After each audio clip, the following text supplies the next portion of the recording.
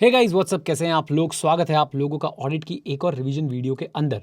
हम लोग यहाँ पे क्या रिवाइज करने वाले, बहुत ध्यान से सुन लीजिएगा। आपके सीए इंटरमीडिएट ऑडिट का चैप्टर नंबर 4 जो हम लोग रिवाइज करने वाले हैं। हाँ, चैप्टर नंबर 4 का ये पार्ट 1 है। क्यों पार्ट 1 है? क्योंकि चैप्टर नंबर 4 के और बहुत सारे एसेज हैं जिन्हें मैंने अदर या मिसलेनियस टॉपिक के नाम से कवर कराया है। वो आपको एक अलग रिवीजन वीडियो के अंदर मिल जाएंगे। अभी के लिए ये चैप्टर 4 का कोर है, इसको बिल्कुल भी मिस मत कीजिएगा, अच्छे से पढ़ के जाइएगा। और इसका पार्ट 2 भी जल्दी रिलीज हो जाएगा। इससे पहले हम लोग चैप्टर नंबर 1, 2, 6, 7, 11 की रिवीजन वीडियोस जो है वो रिलीज कर चुके हैं। आई होप वो आपने देख ली है। ध्यान से सुना करो, इस पार्ट को आप लोग सुनते नहीं हो, भाग जाते हो, फिर आप बोलोगे ये नहीं बताया वो नहीं बताया। वीडियो को लाइक कर दो। एक बात और बता देता हूँ आप लोगों को, आपके लिए हम लोगों ने क्या लॉन्च कर रखा है, फ्री रिसोर्सेज का भी एक कोर्स लॉन्च कर रखा है जिसमें आपको ऑडिट की 83 केस स्टडीज मिल रही हैं पढ़ने के लिए, देखने के लिए और उन पे कमांड बनाने के लिए। तो वो आप लोग ज़रूर एक्सेस कर लीजिएगा, अदरवाइज आपको दिक्कत होगी। ओके, चलिए, तो उम्मीद करता हूँ कि आप लोग इस वीडियो को पूरा देखेंगे, एंजॉय करेंगे। और टाइम स्टैम्प्स नीचे बनाना मत भूलना। जो भी आप लोगों को दिक्कत परेशानी हो ऑडिट में, वो नीचे कमेंट बॉक्स में कमेंट करके लिख देना। All the best, God bless you. चलिए अब चलते हैं और रिवाइज करते हैं chapter 4 part 1। God bless you. Hello hello hello. आज बच्चों हम लोग सीए इंटरमीडिएट ऑडिट के चैप्टर नंबर 4 की फर्स्ट रिवीजन वीडियो जो है वो बनाने जा रहे हैं। उम्मीद करता हूं आप लोग सब साथ देंगे। जो बच्चे से यूट्यूब पे देख रहे हैं, आप और रिवीजन वीडियोस के लिए इन क्यूआर कोड्स का जो है इस्तेमाल कर सकते हैं। आप लोगों के पास पॉडकास्ट और रिवीजन वीडियो और क्लासेस का क्यूआर कोड मैंने दे दिया है। चलिए, सबसे पहले बच्चों हम लोग बात करेंगे अपने चैप्टर नंबर 4 की शुरुआत कैसे होती है। चैप्टर नंबर 4 की शुरुआत होती है कैसी बेटा? चैप्टर नंबर 4 की शुरुआत होती है ऐसे 500 से, नाम है जिसका ऑडिट एविडेंस। सबसे पहले ऑडिट एविडेंस की definition very simple. It is the information used by auditor to arrive at the conclusion on which auditor will base his opinion. To arrive at the conclusion on which auditor will base his opinion. Done. इसके बाद बच्चों इसमें क्या क्या चीजें include होती हैं? Information in the accounting record and other information. आपसे ये भी पूछा जा सकता है कि अकाउंटिंग रिकॉर्ड्स के एग्जांपल दीजिए, तो जर्नल एंट्रीज हैं, सपोर्टिंग रिकॉर्ड्स हैं, इनवॉइसेज हैं, लेजर्स हैं, कॉन्ट्रैक्ट्स हैं, वर्कशीट्स हैं। ये सारे एग्जांपल्स हैं बच्चों किसके? अकाउंटिंग रिकॉर्ड्स के। फिर अदर इन्फॉर्मेशन। अदर इन्फॉर्मेशन के एग्जांपल दो जरा। मिनट्स ऑफ मीटिंग है, रिटन कंफर्मेशन है मैनेजमेंट से, डेटर से, और आपके मैनुअल रिलेटेड टू, इसे बेटा ठीक कर लेंगे, क्या है ये? IC, internal control. अच्छा, एक बात जरा ध्यान सुनिएगा। क्या बच्चों ऑडिटर सिर्फ इसके बेसिस पे ऑडिट एविडेंस ऑब्टेन करता है? ना, सिर्फ इसके बेसिस पे ना। ऑडिटर भाई साहब अकाउंटिंग रिकॉर्ड्स को भी टेस्ट करेगा और अदर इन्फॉर्मेशन को भी टेस्ट करेगा, और दोनों के बेसिस पे ही अपना ऑडिट एविडेंस बनाएगा। फिर उसी के बेसिस पे कंक्लूजन एंड ओपिनियन बनाएगा। क्या ये फर्स्ट पार्ट आपको क्लियर है सबको? कम ऑन, यस और नो? आइए, देन ये बच्चों बहुत इंपॉर्टेंट है। मैं साथ साथ में आपको इंपॉर्टेंस बताता चलता हूँ। ऑडिट एविडेंस की डेफिनेशन हमारे लिए बेटा गेहूं चावल की तरह है जो हम लोग डेली खाते हैं, यानी ये हमें कहीं भी लिखने को पड़ सकता है, कहीं भी लिखना पड़ सकता है। लेकिन ये वाला जो टॉपिक है बच्चों, इसमें से करेक्ट इनकरेक्ट आने के चांसेस बहुत ज़्यादा हैं, बहुत ज़्यादा। प्लीज़ मत छोड़ के जाइएगा, राइट। और सोचो, जब आपके टीचर्स आपको किसी टॉपिक को इतना इंपॉर्टेंस दे रहे होते हैं ना, तो आपको बच्चों समझना चाहिए कि मास्टर के पास जो एक्सपीरियंस है वो आपको शेयर करने की कोशिश कर रहा है, राइट। तो उसको इग्नोर मत करा करो। सबसे पहले बच्चों नेचर कैसा है इसका? क्यूमुलेटिव, बनते बनते बनता है, याद रखेंगे, बनते बनते बनता है। कंपाउंडिंग चलती है ऑडिट एविडेंस के अंदर भी। मैंने आपको क्लास में एग्जाम्पल भी दिखाया था कि सेल्स के ऑडिट एविडेंस भाई साहब आपको 4-5 जगहों से मिलेंगे, तब आपका ऑडिट एविडेंस जो है वो प्रॉपरली तैयार होगा। आइए, देन प्राइमरली हम लोग ऑडिट प्रोसीजर से ऑडिट एविडेंस ले लेते हैं, लेकिन हम लोग अदर सोर्सेज का भी यूज कर सकते हैं, जैसे कि प्रीवियस ऑडिट की डेटा को, प्रीवियस ऑडिट के डिटेल्स को। देन ऑडिट, याद है ऑडिट एविडेंस में क्या क्या चीजें आती हैं? जो इन्फॉर्मेशन सपोर्ट कर रही है, कॉर्बोरेट कर रही है, जो इन्फॉर्मेशन कॉन्ट्राडिक्ट कर रही है, और even absence of information is also audit evidence. याद रखेंगे, कम ऑन, यस और नो? आ जाओ जी। देन इसके बाद बच्चों हम लोग चलते हैं आगे।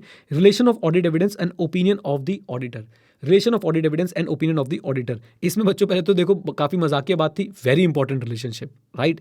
क्यों? क्योंकि ऑडिट एविडेंस हेल्प करता है ऑडिटर को ओपिनियन बनाने में, ऑडिट एविडेंस हेल्प करता है ऑडिटर के, सपोर्ट करता है ऑडिटर के ओपिनियन को और ऑडिटर के रिपोर्ट को। यहां से बच्चों इंपॉर्टेंट बातें शुरू होती हैं। ऑडिटर का ऑब्जेक्टिव क्या है? रीजनेबल एश्योरेंस ऑब्टेन करना। रीजनेबल एश्योरेंस तभी ऑब्टेन होगी जब sufficient and appropriate audit evidence मिल जाएगा, राइट। और इसी sufficient and appropriate audit evidence की मदद से ऑडिट रिस्क भी हमारा एप्रोप्रिएटली लो लेवल तक जाएगा। Is that clear? एक बार बच्चों दोबारा बोल देता हूं पूरा टॉपिक।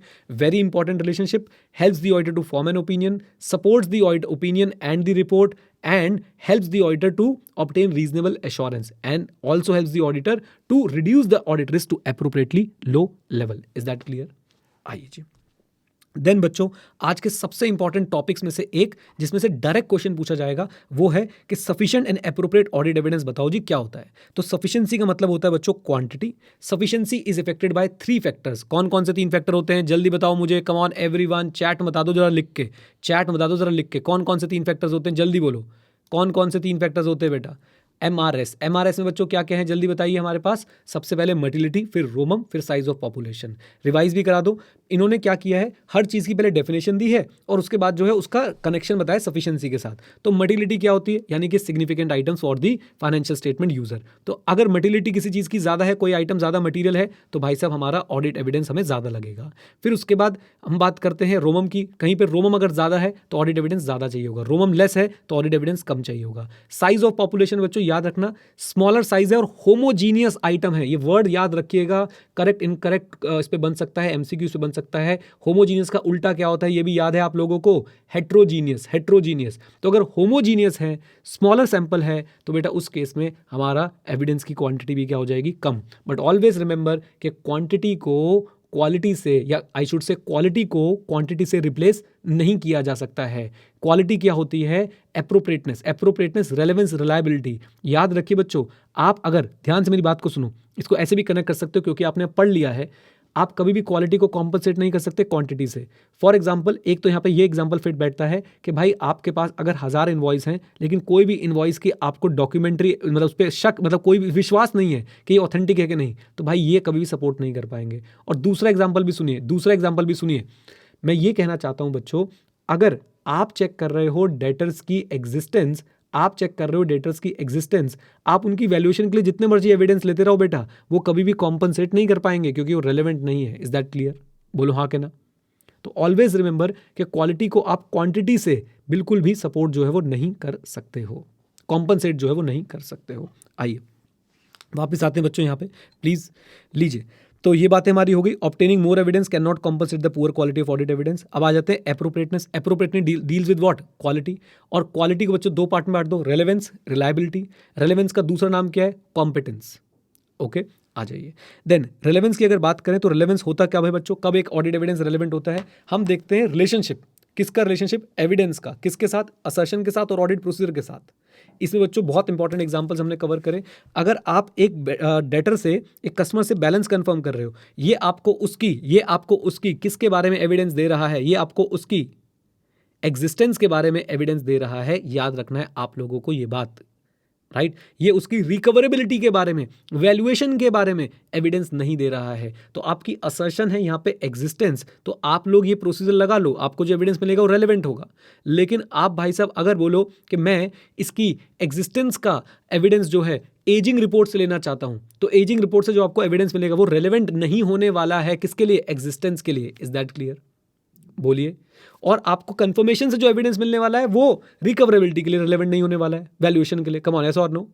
तो इसलिए याद रखिए, रेलेवेंस का मतलब है logical connection must be there between the evidence and the audit procedure and the assertion, right. Example में एक ये डेटर वाला और दूसरा वाला कौन सा बेटा, फिजिकल ऑब्जर्वेशन ऑफ इन्वेंट्री। अगर आप फिजिकल ऑब्जर्वेशन कर रहे हैं, फिर से आपको एग्जिस्टेंस का जो है वो क्या मिल रहा है, एविडेंस, रेलेवेंट एविडेंस मिल रहा है। लेकिन क्या आपको फिजिकल ऑब्जर्वेशन से राइट्स एंड ऑब्लिगेशन का क्या रेलेवेंट एविडेंस मिल रहा है? कम ऑन टेल मी, जल्दी बोलिए। Answer is no. आपको बच्चों उस केस में जो है राइट्स एंड ऑब्लिगेशन का एविडेंस जो है वो नहीं मिल रहा है। सब बच्चे इधर देख के एक बार स्माइल कर दो, सब आ जाओगे वीडियो में, शाबाश, बहुत ही बढ़िया, आ जाओ जी। ओके, आगे चलते बच्चों। फिर याद रखिए, ऑडिट एविडेंस जो है वो डिफरेंट सोर्सेज से मिल सकते हैं। कम ऑन, यस और नो? क्या ऑडिट एविडेंस एक ही, क्या ऑडिट एविडेंस, ओहो एक मिनट रुकना बच्चों, एक मिनट रुकना। ऑडिट एविडेंस आपको एक ही चीज़ के क्या डिफरेंट सोर्सेज से भी मिल सकते हैं? एक ही चीज़ के ऑडिट एविडेंस आपको डिफरेंट सोर्सेज से भी मिल सकते हैं। कम ऑन, यस और नो? आंसर इज यस, बिल्कुल मिल सकते हैं। हमने इसका भी एग्जांपल दिया था। क्या एग्जांपल था बेटा इसका, जरा मैं आपको बता देता हूं कि आप टर्म्स ऑफ एग्रीमेंट जो है चेक कर सकते हो और उसे थर्ड पार्टी से कंफर्म भी कर सकते हो। ओके, आप purchase related, sales related terms जो हैं वो एग्रीमेंट को भी पढ़ के समझ सकते हो और थर्ड पार्टी से भी आप कंफर्मेशन ले सकते हो। देन ये तो हो गया रेलेवेंस। अब चलते बच्चों कहाँ पे, अब चलते हम लोग रिलायबिलिटी पे। रिलायबिलिटी के लिए पहला वर्ड मैंने आपको क्या बताया, क्रेडिबिलिटी। हिंदी में विश्वसनीय है या नहीं है। अच्छा, फिर हम लोग बच्चों क्या यूज़ करते हैं, कमॉन क्या यूज़ करते हैं इसके, प्रोफेशनल स्केप्टिसिज्म। एक वर्ड याद रख लो, बीइंग अलर्ट। इस पे पूरा लेक्चर होगा बच्चों, काफ़ी अच्छा टॉपिक है, इंपॉर्टेंट टॉपिक है, बहुत डिटेल में आपको पढ़ाने वाला हूँ। अभी के लिए बीइंग अलर्ट, राइट। अच्छा जी, फिर इसको मैंने आईसी से भी कनेक्ट करके पढ़ाया था कि रिलायबिलिटी क्या होती है कि भाई जो इन्फॉर्मेशन आ रही है वो एक्यूरेट होनी चाहिए, कंप्लीट होनी चाहिए, और ये एंटिटी की रिस्पॉन्सिबिलिटी है कि भाई उसका जो सिस्टम इन्फॉर्मेशन दे रहा है वो एक्यूरेट हो, कंप्लीट हो, और इसके लिए एंटिटी क्या बनाती है, इंटरनल कंट्रोल। Very good. अच्छा जी, अब आते हैं बच्चों सुपरस्टार क्वेश्चन पे कि रिलायबिलिटी पे कौन कौन से फैक्टर्स जो है वो इंपैक्ट डालते हैं। रिलायबिलिटी पे कौन कौन से फैक्टर्स जो है वो इंपैक्ट डालते हैं, तो भूमिका कैसे बनाओगे कि हम रिलायबिलिटी के फैक्टर्स की बात तो कर रहे हैं और ये जनरल बातें हैं, क्या इसकी एक्सेप्शन हो सकती है, कम ऑन यस और नो, आंसर इज यस। फिर एग्जांपल भी देंगे कि जनरली स्पीकिंग एक्सटर्नल एविडेंस ज्यादा रिलायबल होते हैं, बट देर में भी सर्टन सर्कमस्टांसेस जहां पे एक्सटर्नल एविडेंस भी रिलायबल ना हो सकता है कि उसके पास लैक ऑफ नॉलेज हो सकता है कि ऑब्जेक्टिविटी, ऑब्जेक्टिविटी का मतलब क्या बबीता जी याद है, हो के चली गई, ऑब्जेक्टिविटी का मतलब है इंडिपेंडेंस की कमी हो। इज दैट क्लियर, बोल दो हाँ के ना, बोल दो।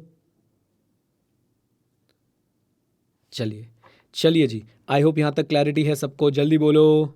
फिर बच्चों फैक्टर्स बता देंगे, वो फैक्टर्स क्या क्या हैं। सबसे पहले सोर्स इंडिपेंडेंट है, या फिर भाई साहब इंडिपेंडेंट जैसे कि बैंक वगैरह का मैंने आपको एग्जांपल दिया था, अगर इंडिपेंडेंट है तो ज़्यादा रिलायबल है। फिर उसके बाद आगे हमारे पास डायरेक्ट इनडायरेक्ट, फिर उसके बाद हमारे पास आ गया एक्सटर्नल इंटरनल, ओके। और फिर हमारे पास क्या है बच्चों, फिर उसके बाद हमारे पास क्या है, कमॉन, हेलीकॉप्टर हेलीकॉप्टर क्या लिख रहे हो, हाँ जी, एक्सटर्नल इंटरनल डायरेक्ट इनडायरेक्ट, फिर डॉक्यूमेंट्री है या ओरल है, ओरिजिनल है या फोटोकॉपी है, और सर्कमस्टांसेस। सर्कमस्टांसेस बच्चों मैंने आपको एग्जांपल दिया था, कंट्रोल एनवायरनमेंट कैसा है, ओके। बुक से एक बार रीडिंग कर लेंगे, बेसिक आइडिया लग जाएगा, नहीं तो इनके बारे में मैं आपसे एक उम्मीद रखता हूं कि आप ये बता के आ सकते हैं कि भाई generally speaking auditor will find that documentary evidence are more reliable in comparison to the oral evidence.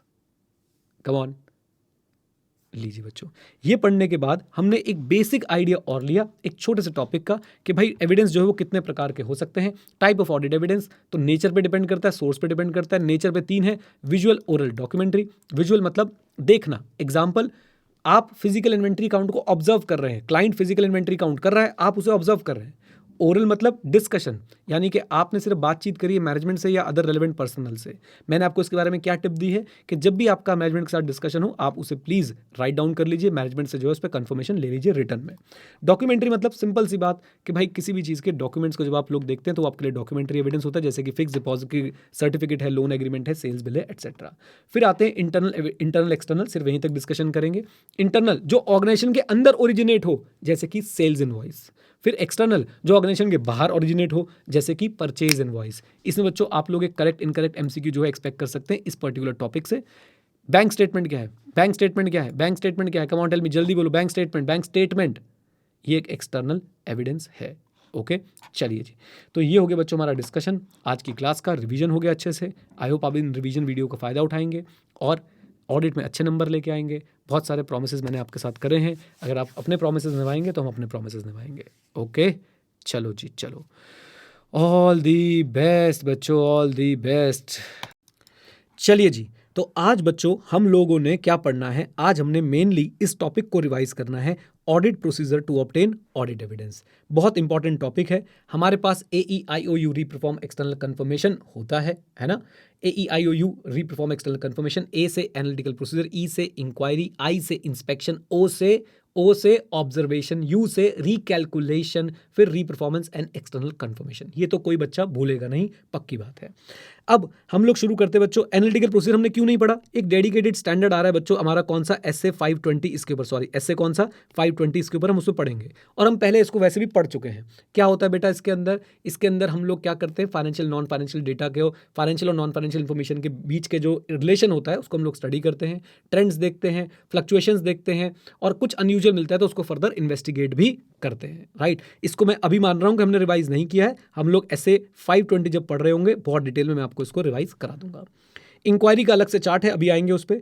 फिर हमने सबसे पहले देखा इंस्पेक्शन। इंस्पेक्शन में क्या बात है, एग्जामिनिंग द रिकॉर्ड्स और physical examination of an asset. अच्छा, इंस्पेक्शन इंटरनल एक्सटर्नल डॉक्यूमेंट्स की हो सकती है, पेपर फॉर्म इलेक्ट्रॉनिक फॉर्म में डॉक्यूमेंट्स की हो सकती है, और इंस्पेक्शन से आपको डिफरेंट डिग्री ऑफ रिलायबिलिटी का एविडेंस मिलता है। We all know internal documents कम रिलायबल, एक्सटर्नल डॉक्यूमेंट ज़्यादा रिलायबल। तो अगर आप एक एक्सटर्नल डॉक्यूमेंट को इंस्पेक्ट कर रहे हैं तो आपकी रिलायबिलिटी का जो डिग्री है वो थोड़ा सा क्या होने वाला है, ज़्यादा होने वाला है।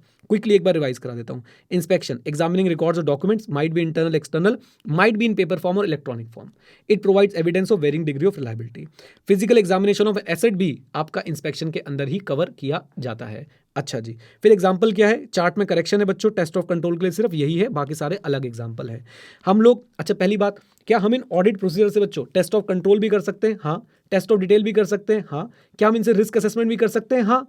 सब इन्हीं में से उठ के बने हैं, याद रखिएगा। और हमने हर स्टेज पे, आप देखो रैप करते समय भी मैंने आपको ये प्रोसीजर के बारे में हल्का हल्का पढ़ाया, मैंने आपको बच्चों टेस्ट ऑफ कंट्रोल वाले चैप्टर में भी इनके बारे में हल्का हल्का पढ़ाया, आज हम इनके बारे में बहुत डिटेल में पढ़ रहे हैं। ओके, आइए। Test of control, inspecting documentation related to authorisation. तो अब आपसे एग्जाम में क्वेश्चन कैसे पूछ सकते हैं, यही स्टेटमेंट लिख देंगे और बोलेंगे बताओ जी बताओ इससे आपको क्या एविडेंस मिल रहा है, तो आप बोलेंगे सर इससे मैं टेस्ट ऑफ कंट्रोल जो है वो कर पा रहा हूं, operating effectiveness of internal control जो है वो चेक कर पा रहा हूं। Okay, then documents like stock और बॉन्ड सर्टिफिकेट डायरेक्टली एविडेंस, किस बात का एविडेंस देते हैं बेटा, एसेट की एग्जिस्टेंस का, लेकिन ये ओनरशिप का और वैल्यूएशन का हो सकता है आपको एविडेंस ना दे, हो सकता है में राइट। तो जनरली आपको इससे आपको एग्जिस्टेंस का एविडेंस जो है मिल जाता है। जब आप एक साइन कॉन्ट्रैक्ट को पढ़ते हैं तो वो आपको मैंने एक और एग्जांपल दे दिया आपको, जब आप एक साइन कॉन्ट्रैक्ट को पढ़ते हैं तो आपको रेवेन्यू रिकग्निशन की पॉलिसी की एप्लीकेशन का ऑडिट एविडेंस जो है वो मिल सकता है कि आपने जो कॉन्ट्रैक्ट था उसी के हिसाब से अपने रेवेन्यू को रिकग्नाइज किया है या नहीं किया कॉन्ट्रैक्ट के टर्म के हिसाब से। जब आप टेंजिबल एसेट को इंस्पेक्ट करते हैं, अगेन एग्जिस्टेंस का आपको जो है वो क्या मिल जाता है, एविडेंस मिल जाता है। किसका एविडेंस नहीं मिल पाता है, अगेन आपको राइट्स एंड ऑब्लिगेशन और वैल्यूएशन का एविडेंस जो है वो हो सकता है ना मिले, राइट। उसके बाद आप इन्वेंट्री आइटम को इंस्पेक्ट कर सकते हैं during the inventory count observation, वहां पे भी आपको एग्जिस्टेंस का एविडेंस मिल जाएगा। आइए, देन ऑब्जर्वेशन, नेक्स्ट प्रोसेस बच्चों, ऑब्जर्वेशन, विटनेसिंग अ प्रोसेस और process which is being carried out by some other person और द मैनेजमेंट, राइट। सबसे बड़ी एग्जांपल क्या होता है, auditor might observe the counting of the inventories being perform by the client personal, right. तो client जो है वो काउंट कर रहा है इन्वेंट्री को और ऑडिटर जो है बैठ के उसे क्या कर रहा है, विटनेस कर रहा है, तो ये हो गया ऑब्जर्वेशन का example. Recalculation, mathematical accuracy check होती है। फॉर एग्जांपल कंपनी ने डेप्रिसिएशन निकाल रखी है, हम लोग जो है उसको हम लोग रिकैलकुलेट करके देख रहे हैं, मैथमेटिकल एक्यूरेसी जो है वो चेक कर रहे हैं। मे बी परफॉर्म मैनुअली और याद है आपको इलेक्ट्रॉनिकली भी परफॉर्म की जा सकती है, राइट। तो मे बी परफॉर्म मैनुअली और इलेक्ट्रॉनिकली।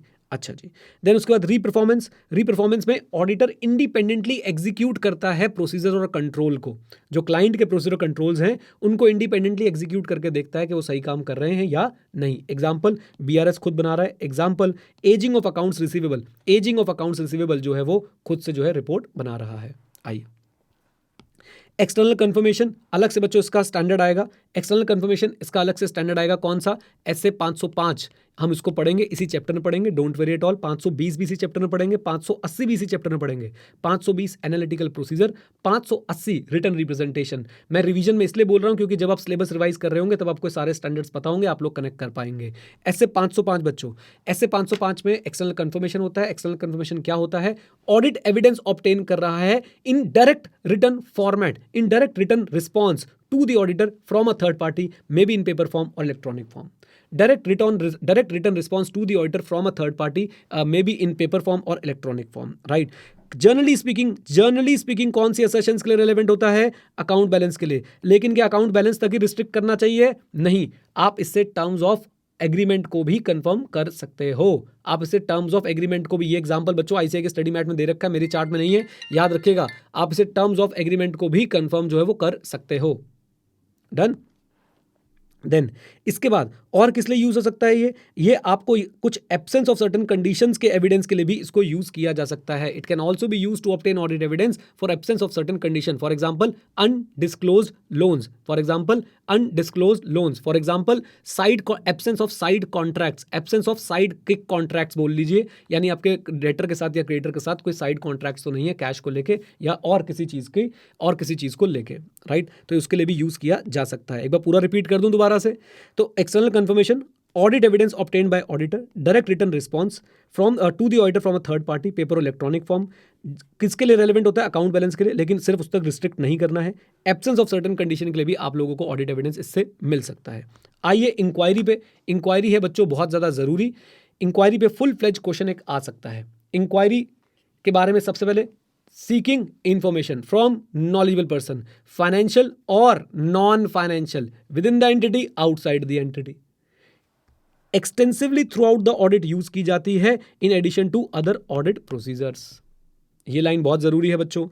रिटर्न भी हो सकती है, ओरल भी हो सकती है। रिस्पॉन्स पे क्या क्या मिल सकता है? जो इंफॉर्मेशन पहले नहीं थी, या जो पहले थी उसको सपोर्ट करने वाली, या जो पहले थी उससे कॉन्फ्लिक्ट करने वाली इनकंसिस्टेंट इंफॉर्मेशन भी आपको मिल सकती है। क्या बोलती पब्लिक? कम ऑन, यस और नो? आ जाओ। रेड वाले एग्जांपल्स क्या होते हैं बेटा? ये डायरेक्टली आईसीए के एग्जांपल्स होते हैं, इनको आप एग्जाम में कोट कर सकते हैं। आइए देन साथ साथ में ऑडिटर को बेसिस भी दे सकती है to perform additional audit procedure. Additional audit procedure का अब आपको एग्जांपल पता है, इन्वेंट्री को लेके इनकंसिस्टेंट इन्फॉर्मेशन मिल रही है तो आप सरप्राइज चेक भी कर सकते हैं। आप सेल्स परचेज के डेटा पे भी काम करके जो है इन्वेंट्री निकालने की कोशिश कर सकते हैं। कम ऑन, यस और नो? आ जाइए। तो ये हो गया हमारा रिस्पॉन्स टू इंक्वायरी। कॉरोबरेशन, याद रखिए इंक्वायरी के एविडेंस के लिए कॉरोबरेशन बहुत ज़्यादा ज़रूरी है। स्पेसिफिकली जब आपने इंक्वायरी करी हो, किसके बारे में आपने इंक्वायरी करी हो? किससे? मैनेजमेंट से, राइट। इससे आपको मैनेजमेंट की इंटीग्रिटी और रिलायबिलिटी को लेके जो है अच्छा खासा बेसिस मिल जाता है। एंड हम लोग मैनेजमेंट से रिटर्न रिप्रेजेंटेशन भी ले सकते हैं कुछ मैटर्स पे। हम लोग मैनेजमेंट से रिटर्न रिप्रेजेंटेशन भी ले सकते हैं to confirm oral inquiries in certain matters. लीजिए, एविडेंस फ्रॉम इंक्वायरी बहुत इंपॉर्टेंट बच्चों, करेक्ट इनकरेक्ट के लिए, करेक्ट इनकरेक्ट के लिए बहुत इंपॉर्टेंट, एमसीक्यू के लिए बहुत इंपॉर्टेंट, केस स्टडी के लिए बहुत इंपॉर्टेंट। एविडेंस जो है आपको मिल सकता है किस बारे में? पहली बात, इंक्वायरी आपको ऑडिट एविडेंस दे सकती है, इंक्वायरी आपको एविडेंस मिसस्टेटमेंट का भी दे सकती है, लेकिन इंक्वायरी कभी भी आपको सफिशिएंट ऑडिट एविडेंस नहीं देती है for the absence of material misstatement और for the not the operating effectiveness of controls. Absence of material misstatement का एविडेंस कभी भी नहीं मानेंगे आप लोग इंक्वायरी से, उसे कॉरोबरेट जरूर करेंगे। ऑपरेटिंग इफेक्टिवनेस का एविडेंस आप कभी भी नहीं मानेंगे इंक्वायरी से, उसे कॉरोबरेट जरूर करेंगे। याद रखिए, क्या याद रखिए? Inquiry alone can not provide sufficient audit evidence. याद रखिए, इंक्वायरी ऑडिट में अगर आप सिर्फ ऑडिट इंक्वायरी से कर रहे हैं तो भैया ऑडिट नहीं, वो तुमने क्या कर डाला है? रिव्यू कर डाला है, लिमिटेड एश्योरेंस ले ली, मॉडरेट एश्योरेंस ले ली, एसआरई लगने चाहिए थे। क्या बोलती पब्लिक? कम ऑन, आइए। देन बच्चों उसके बाद एक बहुत ही इंपॉर्टेंट पार्ट जो आपको ध्यान रखना है वो है ये भी आपसे बच्चों केस बना के क्वेश्चन पूछा जा सकता है कि ऑडिटर को इनकंसिस्टेंसी फील हो रही है या डाउट हो रहा है किस पे? जो उसे ऑडिट एविडेंस मिले हैं उनकी रिलायबिलिटी पे, राइट। तो देखिए, ऑडिटर के पास दो सोर्सेज से इंफॉर्मेशन आई है और वो क्या है? इनकंसिस्टेंट है। ऑडिटर को डाउट हो रहा है over the reliability of information. Example बच्चों मैंने क्या दिया था? देखिए, आपके दो क्लाइंट, आपके दो एम्प्लॉयज हैं और वो दोनों अलग टेस्टिमोनीज यानी कि अलग डिटेल्स दे रहे हैं, राइट। और दूसरा मैंने आपको क्या दिया था? आपको ऑथेंटिसिटी ऑफ डॉक्यूमेंटेशन पे क्या हो रहा है? डाउट हो रहा है। ग्रीन वाले एग्जांपल्स हैं, राइट। पहले मेन टेक्स्ट लिखना, बाद में लिखने का मन करे ना, आपको लगे कि नहीं लिखना ही है तो ट्राई कर लेना, अदरवाइज आप सिंपली आईसीए की भाषा लिख के आए। और आईसीए की भाषा क्या है कि भाई इनकंसिस्टेंसी और डाउट है। ऑडिटर के पास एविडेंस है कि जो ऑडिटर के पास एविडेंस एक सोर्स का है और जो दूसरे सोर्स का है वो इनकंसिस्टेंट है, और ऑडिटर को डाउट हो चला है किसके ऊपर? अपने ऑडिट एविडेंस के ऊपर। तो ऑडिटर को क्या करना है? ऑडिटर देखेगा क्या मॉडिफिकेशन और क्या addition to the audit procedure करने हैं मुझे, वो ये कंसिडर करेगा ताकि मैटर को रिजॉल्व कर पाऊं। और साथ साथ में वो देखेगा कि इस मैटर का इफेक्ट मेरे अदर एस्पेक्ट्स ऑफ ऑडिट जैसे कि रोमम, जैसे कि मटीरियलिटी, जैसे कि एनिटी ऑफ प्रोसीजर्स पे क्या आ रहा है। दो बातें देखेगा वो।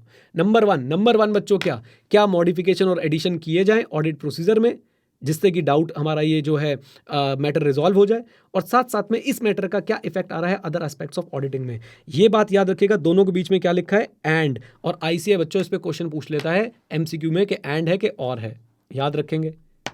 बोलिए, पक्का? प्रॉमिस? चलिए जी।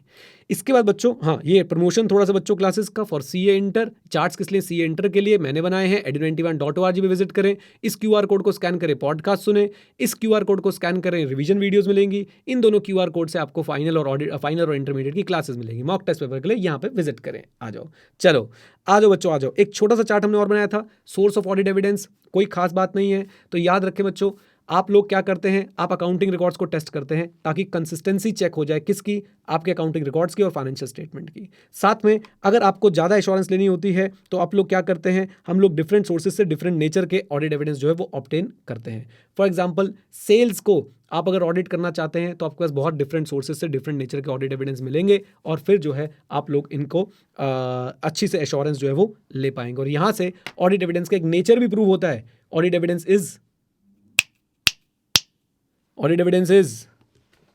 Very good. नंदिनी, अर्चित, सिद्धार्थ, बहुत ही बढ़िया। परसुएसिव नहीं, क्यूमुलेटिव इन नेचर। हाँ जी, क्यूमुलेटिव इन नेचर। डन। चलिए जी, तो ये आज की होगी बच्चों रिवीजन वीडियो हमारी यहाँ पे समाप्त। ओके गाइस, मैनेजमेंट एक्सपर्ट वाले टॉपिक की रिवीजन कर लेते हैं जल्दी से। मैनेजमेंट एक्सपर्ट कौन है? मैनेजमेंट एक्सपर्ट जो है वो एक एक्सपर्ट है in a field other than accounting and auditing. Can be an individual, can be an organisation. Okay, and उसका काम उस फील्ड के अंदर यूज किया है एंटिटी ने in preparation of financial statement. Let me repeat once again, individual भी हो सकता है, ऑर्गेनाइजेशन भी हो सकता है, एक्सपर्टीज है in a field other than accounting and auditing, और उसका उस फील्ड का काम जो है वो यूज किया है एंटिटी ने in preparation of financial statement. अच्छा जी, now relying on the work of management expert, क्या ऑडिटर मैनेजमेंट एक्सपर्ट के काम पर रिलाई कर सकता है? बिल्कुल कर सकता है। मैनेजमेंट एक्सपर्ट के काम पे वो रिलाय, याद रखिएगा। लेकिन बच्चों वो मैनेजमेंट एक्सपर्ट के काम को एज ऑडिट एविडेंस भी यूज कर सकता है, उसके काम पर रिलाय भी कर सकता है, लेकिन आंख बंद करके नहीं। He has to evaluate CCO, competence, capability, objectivity. Competence बोले तो क्वालिफिकेशन, कैपेबिलिटी बोले तो एक्सपीरियंस, ऑब्जेक्टिविटी बोले तो इंडिपेंडेंस। रिलेशनशिप भी हमें देखना पड़ेगा उसका मैनेजमेंट के साथ। And then he has to obtain understanding of the work of that expert, methods और असम्पशंस समझने पड़ेंगे। And then he needs to evaluate the appropriateness, यानी रिलेवेंस और रिलायबिलिटी को भी इवैल्यूएट करना पड़ेगा। रिलायबिलिटी मतलब जो हमारे मैनेजमेंट एक्सपर्ट ने डेटा यूज किया है वो सही है या नहीं। रेलेवेंट मतलब जो मैनेजमेंट एक्सपर्ट का काम है वो हमारी फाइनेंशियल रिपोर्टिंग के लिए रेलेवेंट है या नहीं। तो ये सारी चीजें देखने के बाद हम लोग मैनेजमेंट एक्सपर्ट का काम जो है वो यूज कर सकते हैं। Then next question management expert से रिलेटेड क्या बनता है? जब एक ऑडिटर मैनेजमेंट एक्सपर्ट द्वारा बनाई गई इंफॉर्मेशन को एज ऑडिट एविडेंस यूज कर रहा है तो कौन से फैक्टर्स हैं जो NET ऑफ ऑडिट प्रोसीजर पे इंपैक्ट डालते हैं? जब एक ऑडिटर मैनेजमेंट एक्सपर्ट द्वारा बनाई गई इंफॉर्मेशन को एज ऑडिट एविडेंस यूज कर रहा है तो कौन से फैक्टर्स हैं जो NET ऑफ ऑडिट प्रोसीजर पे इंपैक्ट डालते हैं? तो मैंने कहा आ जाओ, मैं आपको फैक्टर्स याद करा देता हूं। पहले 3 मैटर वाले, nature and complexity, come on, nature and complexity of the matter. Okay, इसके बाद सेकंड हमारे पास क्या आया था बेटा? रोमम in the matter. Third, alternative audit evidence available in the matter. अच्छा जी, ऑल्टरनेटिव एविडेंस वाला बता भी देता हूं। अगर alternative source of evidence available नहीं है तो मैनेजमेंट एक्सपर्ट के काम पे हम लोग रिलाय नहीं करने वाले हैं। ओके, हम उसके काम को यूज नहीं करने वाले हैं। हम उसके काम को अगर यूज करेंगे तो उसमें फिर बहुत डिटेल चेकिंग करनी पड़ेगी। अच्छा जी, फिर 2 ऑडिटर से रिलेटेड, ऑडिटर का प्रीवियस एक्सपीरियंस इस मैनेजमेंट एक्सपर्ट के साथ। एक और है ऑडिटर की understanding of the field of expertise of the management expert. Okay, फिर हमारे स्टैंडर्ड्स और कंट्रोल वाले, क्या management expert is subject to certain technical और प्रोफेशनल स्टैंडर्ड्स, और साथ में क्या मैनेजमेंट एक्सपर्ट के काम पे कोई इंटरनल कंट्रोल होता है या नहीं। फिर आ जाता है NSO और एम्प्लॉयमेंट वाला, नेचर, स्कोप एंड ऑब्जेक्टिव क्या था? Come on, nature, scope and objective क्या था? नेचर, स्कोप एंड ऑब्जेक्टिव से मेरा मतलब क्या है कि भाई किस तरह का कवरेज था, वो एक्चुरियल है या वो वैल्यूअर है या वो इन्वायरमेंटल लाइबिलिटी एक्सपर्ट है। नेचर, स्कोप में क्या क्या चीज़ें आपने कवर करी थी, ऑब्जेक्टिव में उसने क्या एक इंटरनल रिपोर्ट बनानी थी या कोई ऐसी रिपोर्ट बनानी थी जिसका एक्सटर्नल इंप्लीकेशन भी है। अच्छा जी, देन उसके बाद हमारे पास एम्प्लॉयमेंट वाला पॉइंट आ गया, क्या वो परमानेंटली एम्प्लॉयड है हमारे साथ या पार्टली एंगेज्ड है, ये भी चीज़ें हमें कंसिडर करनी होती हैं। फिर एक लपुजन्ना टॉपिक आया। लपुजन्ना टॉपिक बच्चों इसका कोई सर पैर नहीं होता, इसका डायरेक्ट रिलेशन है उस वाले टॉपिक के साथ के ऑडिटर के एविडेंस में और ऑडिटर के ओपिनियन में क्या रिलेशनशिप होता है। वेरी इंपॉर्टेंट रिलेशनशिप होता है। ज़्यादातर जो ऑडिट का काम होता है इन्फॉर्मिंग एन ओपिनियन, वो क्या होता है? Obtaining and evaluating the audit evidence. यानी ओपिनियन बनाते समय ज़्यादातर ऑडिटर क्या काम कर रहा होता है? ऑडिट एविडेंस को ऑब्टेन करता है, उसे इवैल्यूएट करता है। राइट, अब ऑडिटर को कंक्लूड करना होता है कि whether he has obtain sufficient and appropriate audit evidence, ताकि वो ऑडिट रिस्क को रिड्यूस कर पाए to an acceptably low level, और साथ में whether and thereby it enables the auditor to what? To draw reasonable conclusion, जिसके basis पे अपना ओपिनियन एक्सप्रेस कर पाए। मैं फिर से रिपीट कर देता हूं, ऑडिटर को कंक्लूड करना होता है क्या उसके पास सफिशिएंट एप्रोप्रिएट ऑडिट एविडेंस आ गया जिससे वो ऑडिटर्स को एप्रोप्रिएटली लो लेवल तक रिड्यूस कर सकता है, और एंड देयर बाय क्या वो ऑडिटर को एनेबल कर रहा है to draw the reasonable conclusion on which to basis auditor opinion. Okay, चलो ऑल द बेस्ट। चलिए जी, तो बात करते हैं कि ऑडिट ट्रेल क्या है और ऑडिट ट्रेल के एडवांटेजेस क्या है। तो ऑडिट ट्रेल क्या है? Documented flow of transaction. आपने जो क्लास में एग्जांपल देखा था परचेज वाला, उसको दिमाग में रखें। परचेज रिक्वेस्ट आई, उसका अप्रूवल हुआ, फिर परचेज ऑर्डर गया, फिर उसके बाद जो है गुड्स आए, फिर उसके बाद जो है इनवॉइस आया, फिर उसके बाद जो है पेमेंट हुई। अब इन सब में जब हम लोग इस पूरी ट्रांजैक्शन के फ्लो को डॉक्यूमेंट किया कि ट्रांजैक्शन किसने की, कब की, कहाँ से की, राइट, कैसे की, तो वो सारी हमारे लिए बन गई ऑडिट ट्रेल। तो इसलिए बोलते हैं audit trail is documented flow of transaction. अच्छा, अब एडवांटेजेस क्या है बच्चों ऑडिट ट्रेल के, या ऐसे अकाउंटिंग सिस्टम के एडवांटेजेस क्या हैं जो क्या यूज कर रहे हैं फीचर ऑफ ऑडिट ट्रेल। तो 5 एडवांटेज याद रखने हैं। आप इन्वेस्टिगेट कर सकते हैं कि सोर्स डॉक्यूमेंट से एंट्री कैसे बनी, और एंट्री से जो है वो आपकी एंट्री से आपके जो है फाइनेंशियल स्टेटमेंट्स कैसे बनी, पहली चीज हो गई। दूसरी चीज ये हेल्प करता है for establishing what, authenticity and integrity. Authenticity मतलब ये आपको अक्रेंस वाली असेशन में हेल्प करता है, इंटीग्रिटी मतलब आपको कंप्लीटनेस और एक्यूरेसी वाली असेशन में हेल्प करता है। फिर records of activity, audit trail में आप लोग क्या कर सकते हैं, आप सिस्टम के सारी एक्टिविटीज का रिकॉर्ड मेंटेन होता है, यूजर की सारी एक्टिविटी का रिकॉर्ड मेंटेन होता है, जिससे अल्टीमेटली इंटरनल कंट्रोल और डेटा सिक्योरिटी ठीक हो जाती है, और जिससे अल्टीमेटली ऑडिटर का कॉन्फिडेंस बूस्ट हो जाता है और एविडेंस की रिलायबिलिटी बढ़ जाती है। एक दो कंसर्न्स क्या है ऑडिट ट्रेल को लेके, इसके अंदर क्या इन्वॉल्व होती है, इसके अंदर जो है मित्रों, दोस्तों, भाइयों, बहनों, कॉस्ट इन्वॉल्व होती है सिस्टम एक्सपेंसेस के टर्म्स में और आपके टाइम के टर्म्स में। लेकिन उसको आप लोग कैसे काउंटर कर सकते हैं, ऑटोमेटेड टूल्स जो है वो एफिशिएंटली एनालाइज कर सकते हैं large volume of data from audit trails. Done. इसके बाद जो टॉपिक्स हैं ये वाले टॉपिक्स बेटा हम लोग SA 530 के साथ ही करेंगे। इन टॉपिक्स का ऑडिट एविडेंस से एज सच कोई डायरेक्ट रिलेशन नहीं है, तो इनको अभी के लिए आप लोग छोड़ सकते हैं। मैं आपको लास्ट में SA 530 के साथ इनकी रिकॉर्डेड वीडियोस दे दूंगा। All best, God bless you. हाँ जी, तो SA 505 की रिवीजन करते हैं बच्चों। SA 505 डील किससे करता है, एक्सटर्नल कंफर्मेशन से। एक्सटर्नल कंफर्मेशन की डेफिनेशन क्या है, this is audit evidence as a direct written response to the auditor from the third party. Form कौन सा हो सकता है, पेपर और इलेक्ट्रॉनिक फॉर्म, राइट। तो audit evidence as direct written response to the auditor from a third party in paper form और electronic form.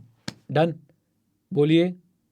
अच्छा जी, then इसके बाद बच्चों हम लोग ये पढ़ सकते हैं, डेफिनेशन ऑफ अदर टर्म्स भी हम लोग पढ़ सकते हैं, लेकिन हम अपने जहां पे हमने इसको पढ़ा था वहीं पे रिवाइज करेंगे, बीच में नहीं लेके आएंगे। आ जाइए। फिर हमने देखा कि एक्सटर्नल कंफर्मेशन प्रोसीजर्स क्या होते हैं। 4 प्रोसीजर है बच्चों। सबसे पहले कौन सी इंफॉर्मेशन के लिए एक्सटर्नल कंफर्मेशन लेनी है।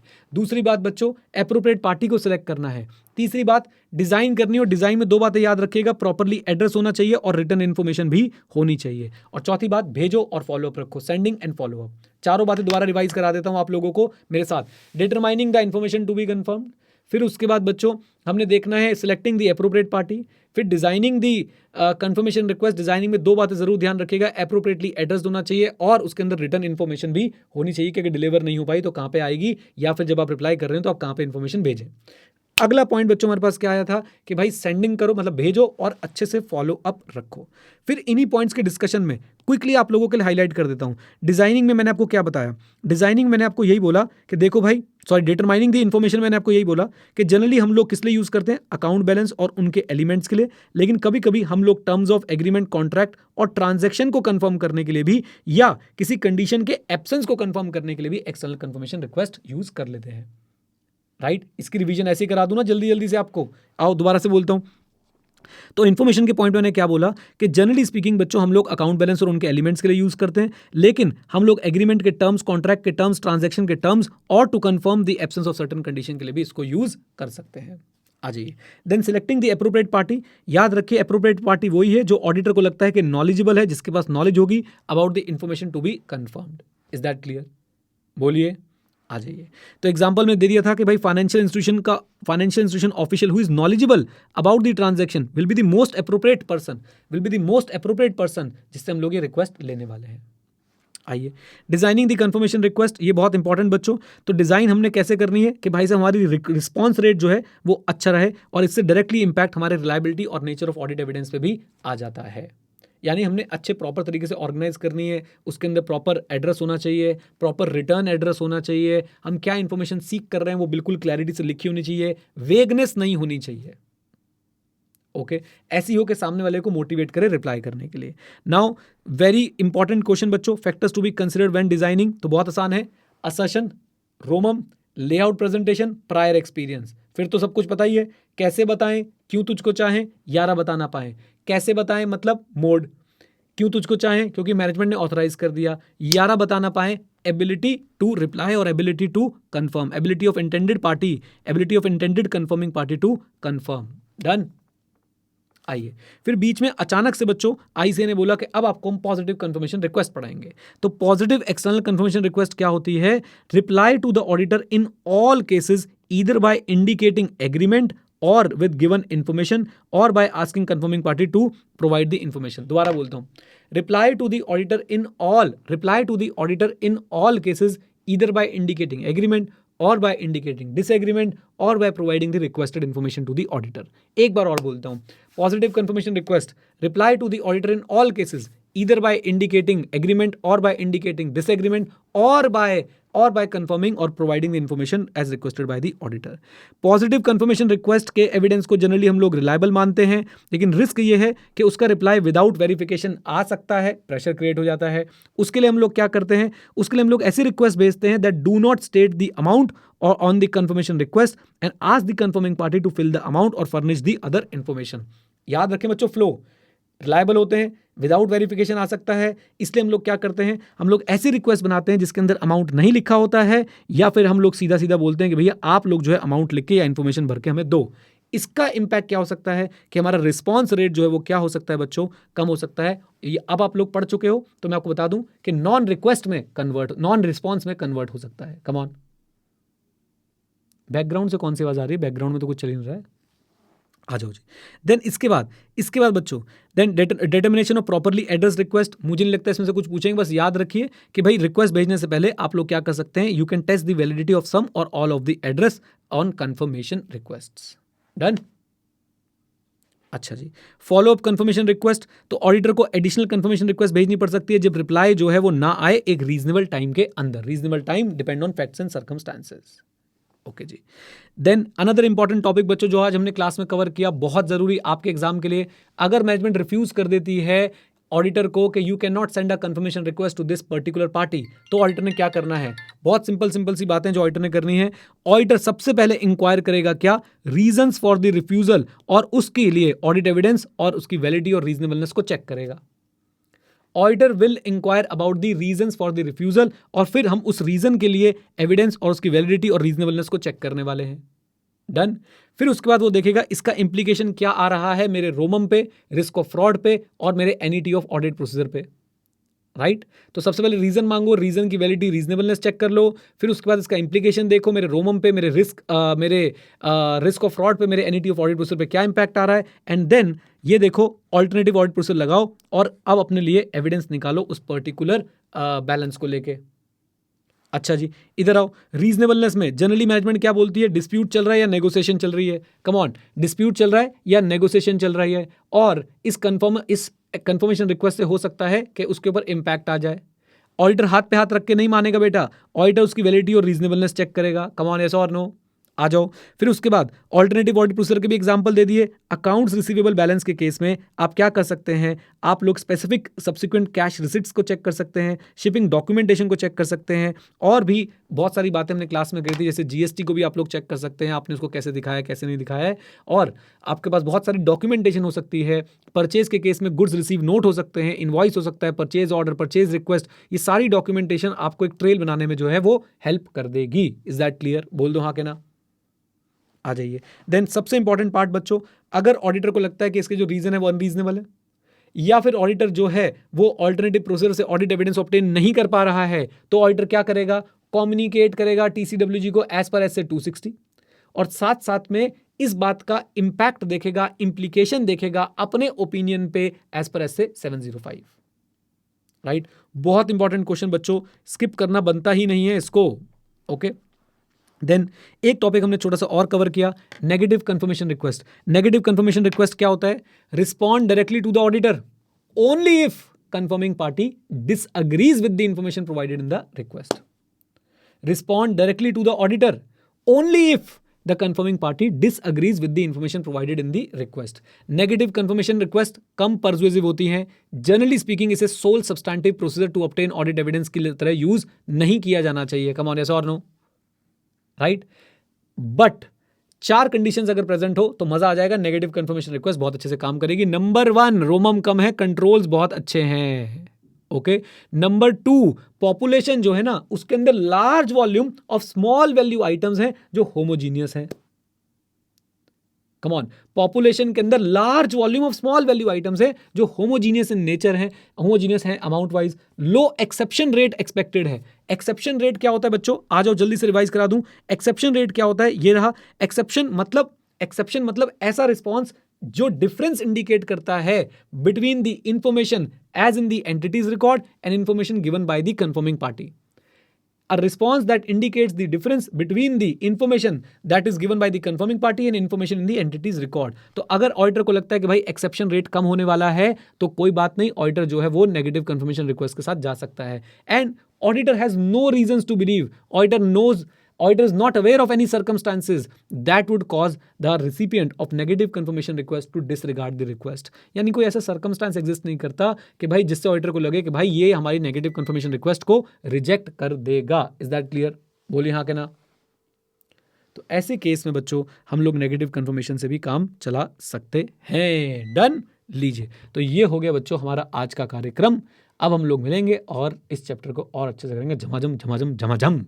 चलो ओके गाइस, तो आज हम लोग रिवीजन करने वाले हैं एसए 520 यानी कि एनालिटिकल प्रोसीजर्स की। सबसे पहली चीज जो मैं आपको बताऊंगा वो ये, मुझे बताइए क्या सिर्फ रूटीन चेक सफिशिएंट होते हैं सारे फ्रॉड और एरर को पकड़ने के लिए? Answer is no, routine check sufficient नहीं होते हैं। रेंट वाला एग्जांपल याद रखेंगे, जल्दी बोल दीजिए।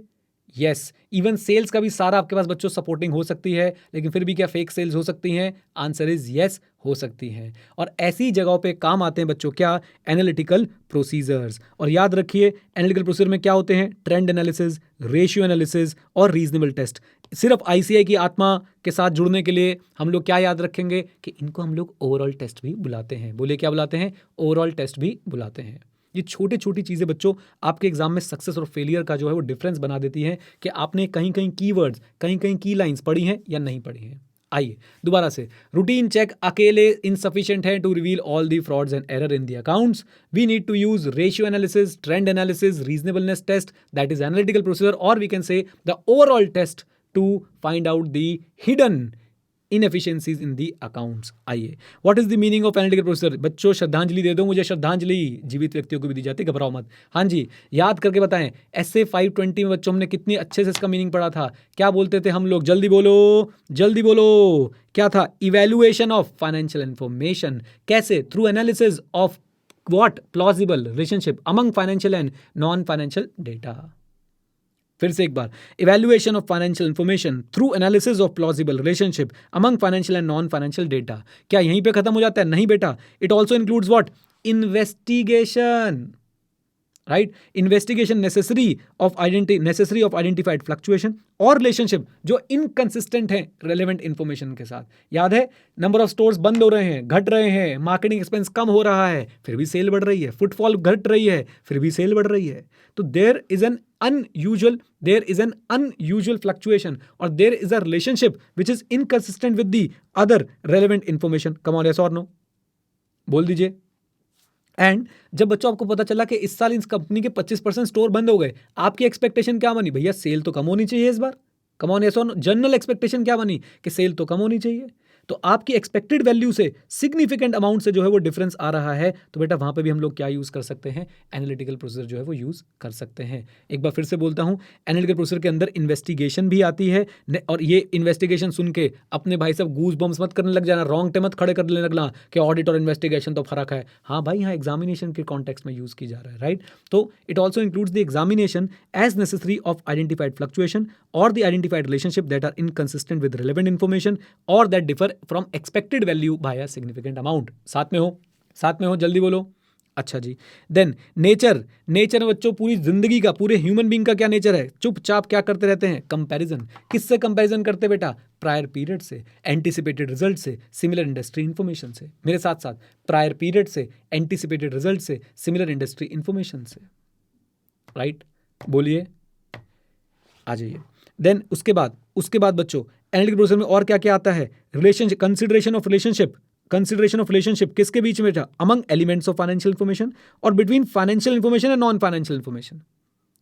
Among elements of financial information and between financial information and non financial information. दोनों के एग्जांपल बच्चों देखो।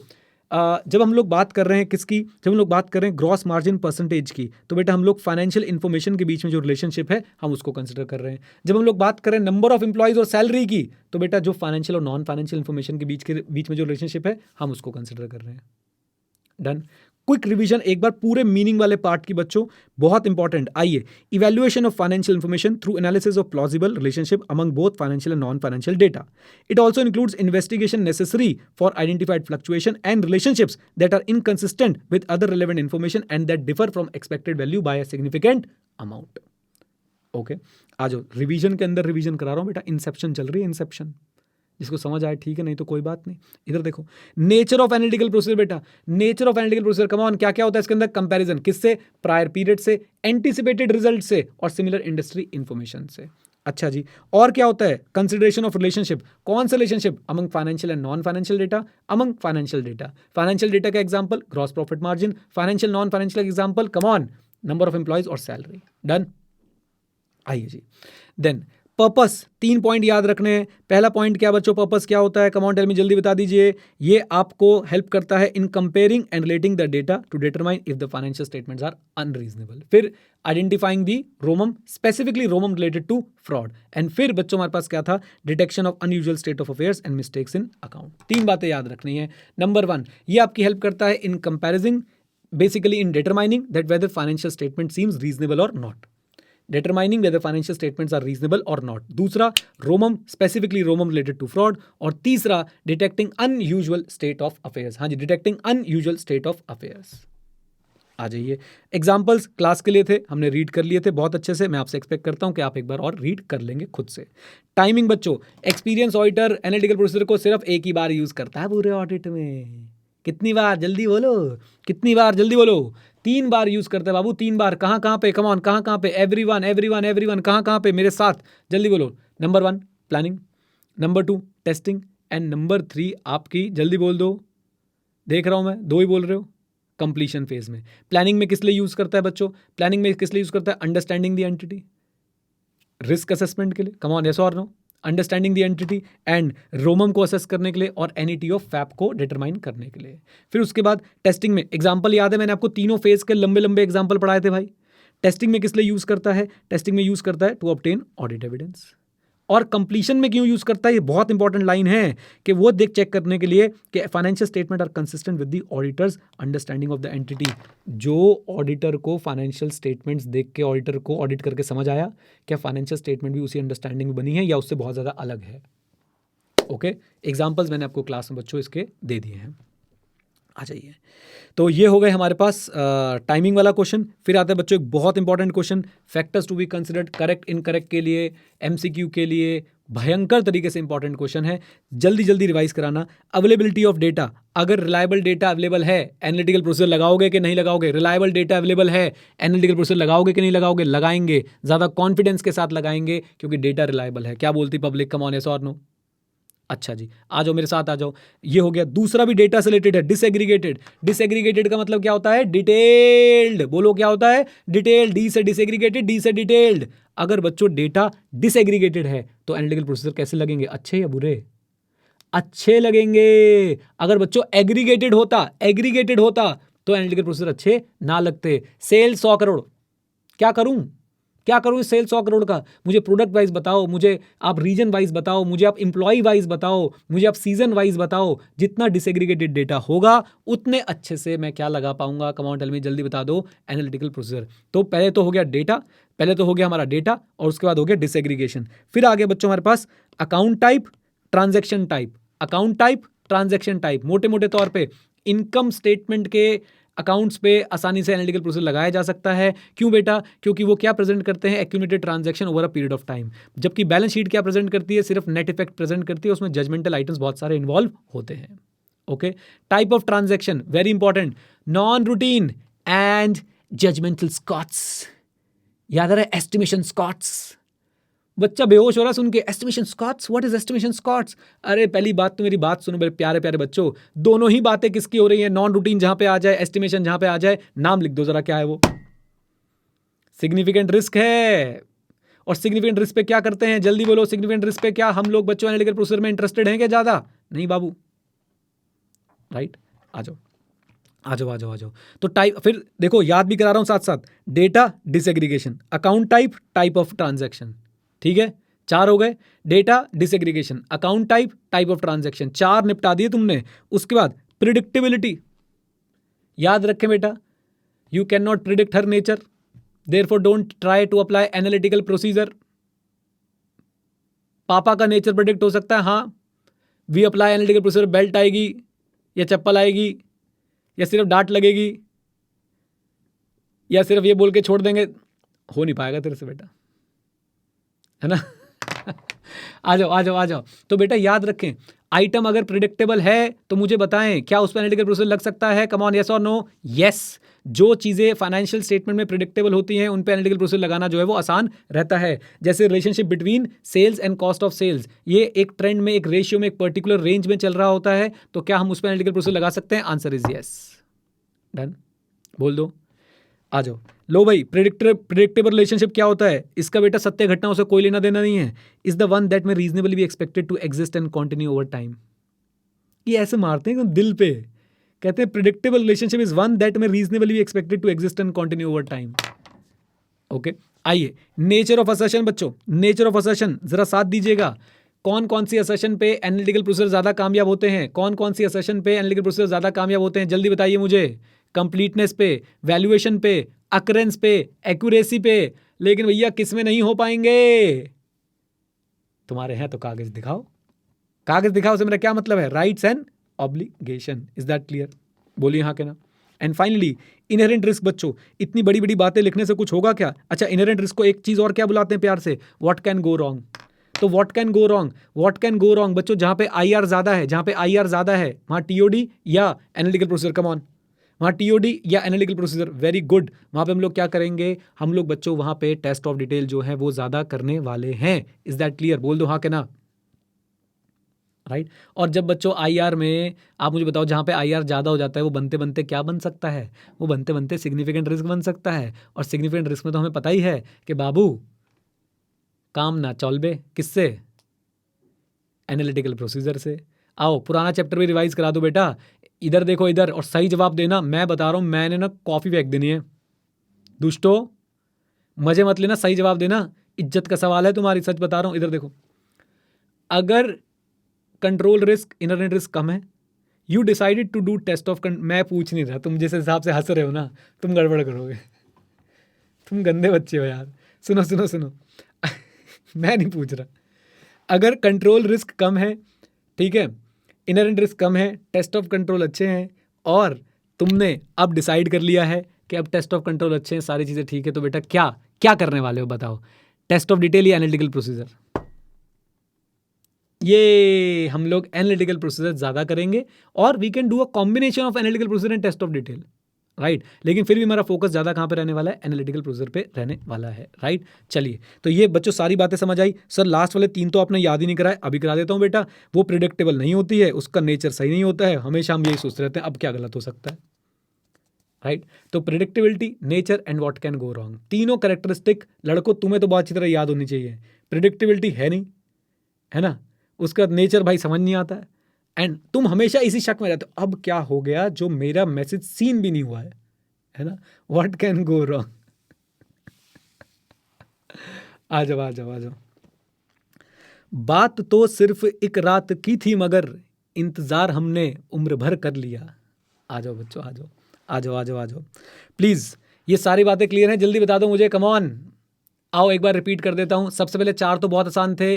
Data disaggregation, come on, data disaggregation, फिर अकाउंट टाइप, ट्रांजैक्शन टाइप, फिर उनको याद कर लो बेटा। उनको याद करके क्या सीखा हमने? Predictability, nature and what can go wrong. Done, बोल दो हाँ के ना। ठीक है ठीक है ठीक है ठीक है। जिक्र तो एक बेवफा सितमगर का था, जिक्र तो एक बेवफा एक सितमगर का था, आपने क्यों मुंह उधर कर लिया। नहीं बात समझ आई तुम्हें? चलो आ जाओ। मतलब मैंने कुछ उल्टे सीधे वर्ड्स, मतलब इसमें मैं थोड़ा सा वो प्रॉपर उर्दू नहीं बोल पाया, बट भावनाएं मैंने व्यक्त कर दी, है ना। आ जाओ, चलिए जी चलिए। तो ये हो गया बच्चों हमारा आज का कार्यक्रम समाप्त, रिवीजन भी हो गई। All the very best. Hello hello hello बच्चों, welcome to another revision video. आज हम लोग पढ़ रहे हैं चैप्टर नंबर 4 का एक स्टैंडर्ड एसए 520 और आज हम लोग शुरुआत करते हैं कि कौन कौन सी टेक्निक्स होती हैं to be used as substantive analytical procedure. तो सबसे पहले क्या आता है, come on tell me, trend analysis. Basic बातें, अब बिल्कुल एग्जाम ओरिएंटेड बात करेंगे। सबसे पहले क्या लिखोगे, कॉमनली यूज्ड। इसमें क्या करते हैं, कंपैरिजन करंट बैलेंस का प्रायर पीरियड बैलेंस से या करंट बैलेंस का ट्रेंड ऑफ 2 और मोर प्रायर पीरियड बैलेंस से। राइट, करंट बैलेंस का प्रायर पीरियड बैलेंस से या फिर करंट बैलेंस का ट्रेंड ऑफ 2 और मोर प्रायर पीरियड बैलेंस से। ऑडिटर इवैल्यूएट करता है कि current balance in line move कर रहा है ट्रेंड के साथ या नहीं। राइट, करंट बैलेंस मूव कर रहा है in line with trend establish with previous balances. Okay, और एडजस्टमेंट को भी हम लोग ध्यान में रखते हैं कि भाई इन लाइन मूव नहीं कर रहा है, नो प्रॉब्लम, एडजस्टमेंट करके हम लोग देख लेते हैं। जो भी ऐसी घटनाएं होती हैं जिनकी एडजस्टमेंट करनी होती है वो हम कर लेते हैं। For example, number of employees छोड़ के गए हैं तो आपके सैलरी में एक एडजस्टमेंट करनी पड़ेगी। Answer is yes. Quick revision one more time. Commonly used, comparison of current balance with prior period balance or current balance with the trend in 2 or more prior period balance. We need to evaluate current balance move in line with the trend established with the previous balances after adjustment. आ जाइए, ratio analysis. मजाक है बच्चों, मजाक। It is use for assets, liability, revenue, expenditure. बच क्या गया है उसके लिए भी यूज कर लेंगे। आओ, individual account difficult to predict, लेकिन बेटा एक अकाउंट का दूसरे अकाउंट के साथ जो रिलेशनशिप होता है that is easy to predict. Okay, ratios can be compared over time और ratios can be compared with the ratios of other entities. Other entities can be within the group और other entities can be in the same industry. समझ गए? Within the group learn 91, skill 91, come on, और others आपको पता ही है बच्चों, in the same industry. Reasonableness test की बात करते हैं बच्चों। रीजनेबलनेस टेस्ट में हम लोग क्या करते हैं, we review the relationship of certain account balance with other balance. Review the relationship of certain account balance, or I should say review the relationship of one account balance with the second account balance, ताकि हम लोग क्या कर पाएं, हम लोग देख पाएं कि भाई साहब ये जो अमाउंट्स आ रहे हैं ये रीजनेबल हैं या नहीं। Example, account balance of FD with account balance of interest. Example, occupancy rate with the rental income. Example, interest rate with the interest income और interest expenses. Okay, it does not rely on events of prior period. ये question जब exam में आएगा तो आप लोग मुझे बहुत याद करेंगे, क्योंकि मैंने आपको बोला था बच्चों इस तरह के करेक्ट इनकरेक्ट पूछे जा सकते हैं। याद रखिएगा, ट्रेंड जो है प्रायर पीरियड पे डिपेंड करता है, लेकिन बेटा रीजनेबल टेस्ट प्रायर पीरियड के डेटा पे डिपेंड नहीं करता है। नॉन फाइनेंशियल डेटा का यूज होता है, जैसे ऑक्यूपेंसी रेट या फिर इंटरेस्ट रेट। आ जाइए, आखिरी स्ट्रक्चरल मॉडलिंग। हम इसमें एक स्टैटिस्टिकल मॉडल बनाते हैं फाइनेंशियल और नॉन फाइनेंशियल डेटा से। गोल है to predict the current balance. हम क्या बनाते हैं, स्टैटिस्टिकल मॉडल बनाते हैं फाइनेंशियल नॉन फाइनेंशियल डेटा से। गोल है to predict the current account balance. Right, most common क्या है, रिग्रेशन एनालिसिस। मंथली डेटा लेते हैं लास्ट 3 से 4 ईयर का, एक पैटर्न एस्टैब्लिश करते हैं और करंट पीरियड बैलेंस को प्रिडिक्ट करते हैं। हाँ जी, एक पैटर्न एस्टैब्लिश करते हैं और करंट पीरियड बैलेंस को प्रिडिक्ट करते हैं। क्या चारों टेक्निक्स हो गई? आंसर इज यस, चारों टेक्निक्स हमारी हो गई। वापस आते हैं अपनी किताब के अंदर। चारों टेक्निक्स को पढ़ने के बाद बच्चों हमने क्या देखा कि एनालिटिकल प्रोसीजर को हम लोग जब सब्सटैंटिव प्रोसीजर की तरह यूज कर रहे होते हैं, सब्सटैंटिव टेस्ट की तरह, तो हम लोगों को क्या क्या स्टेप्स एक तरीके से फॉलो करने पड़ेंगे। नंबर 1 हमें क्या देखना है, come on tell me, suitability for an assertion. हमने भाई एनालिटिकल प्रोसीजर को उठा के शुरू नहीं कर देना है, हमने सूटेबिलिटी ऑफ असर्शन जो है वो चेक करनी है। जैसे कि हम सबको पता है कि भाई कंप्लीटनेस वैल्यूएशन फिर भी चल जाएगा, लेकिन राइट्स एंड ऑब्लिगेशन पे एनालिटिकल प्रोसीजर नहीं चलेगा। ओके, इसमें हम लोग क्या क्या चीजें कंसीडर करते हैं। असेस्ड रोमम। क्या आपको रोमम और एनालिटिकल प्रोसीजर का रिश्ता पता है? अगर बच्चों किसी असर्शन में भर भर के रोमम है तो भाई वहां मैं टेस्ट ऑफ डिटेल करना प्रेफर करूंगा, वहां मैं एनालिटिकल प्रोसीजर पे काम नहीं करूंगा। Right, test of detail. अगर आपने पहले से ही किसी चीज पे टेस्ट ऑफ डिटेल कर लिया है तो आप उसको और स्ट्रॉन्ग करने के लिए एनालिटिकल प्रोसीजर करके और कॉन्फिडेंस बना सकते हैं। Predictability of the amount. जहां अमाउंट प्रिडिक्टेबल है वहीं मेरा एनालिटिकल प्रोसीजर सूट होगा, वहीं सूटेबिलिटी बनेगी, अदरवाइज सूटेबिलिटी नहीं बनेगी। तो सूटेबिलिटी में 3 बातें, assessed ROMM, test of detail, predictability. Reliability बच्चों, रिलायबिलिटी।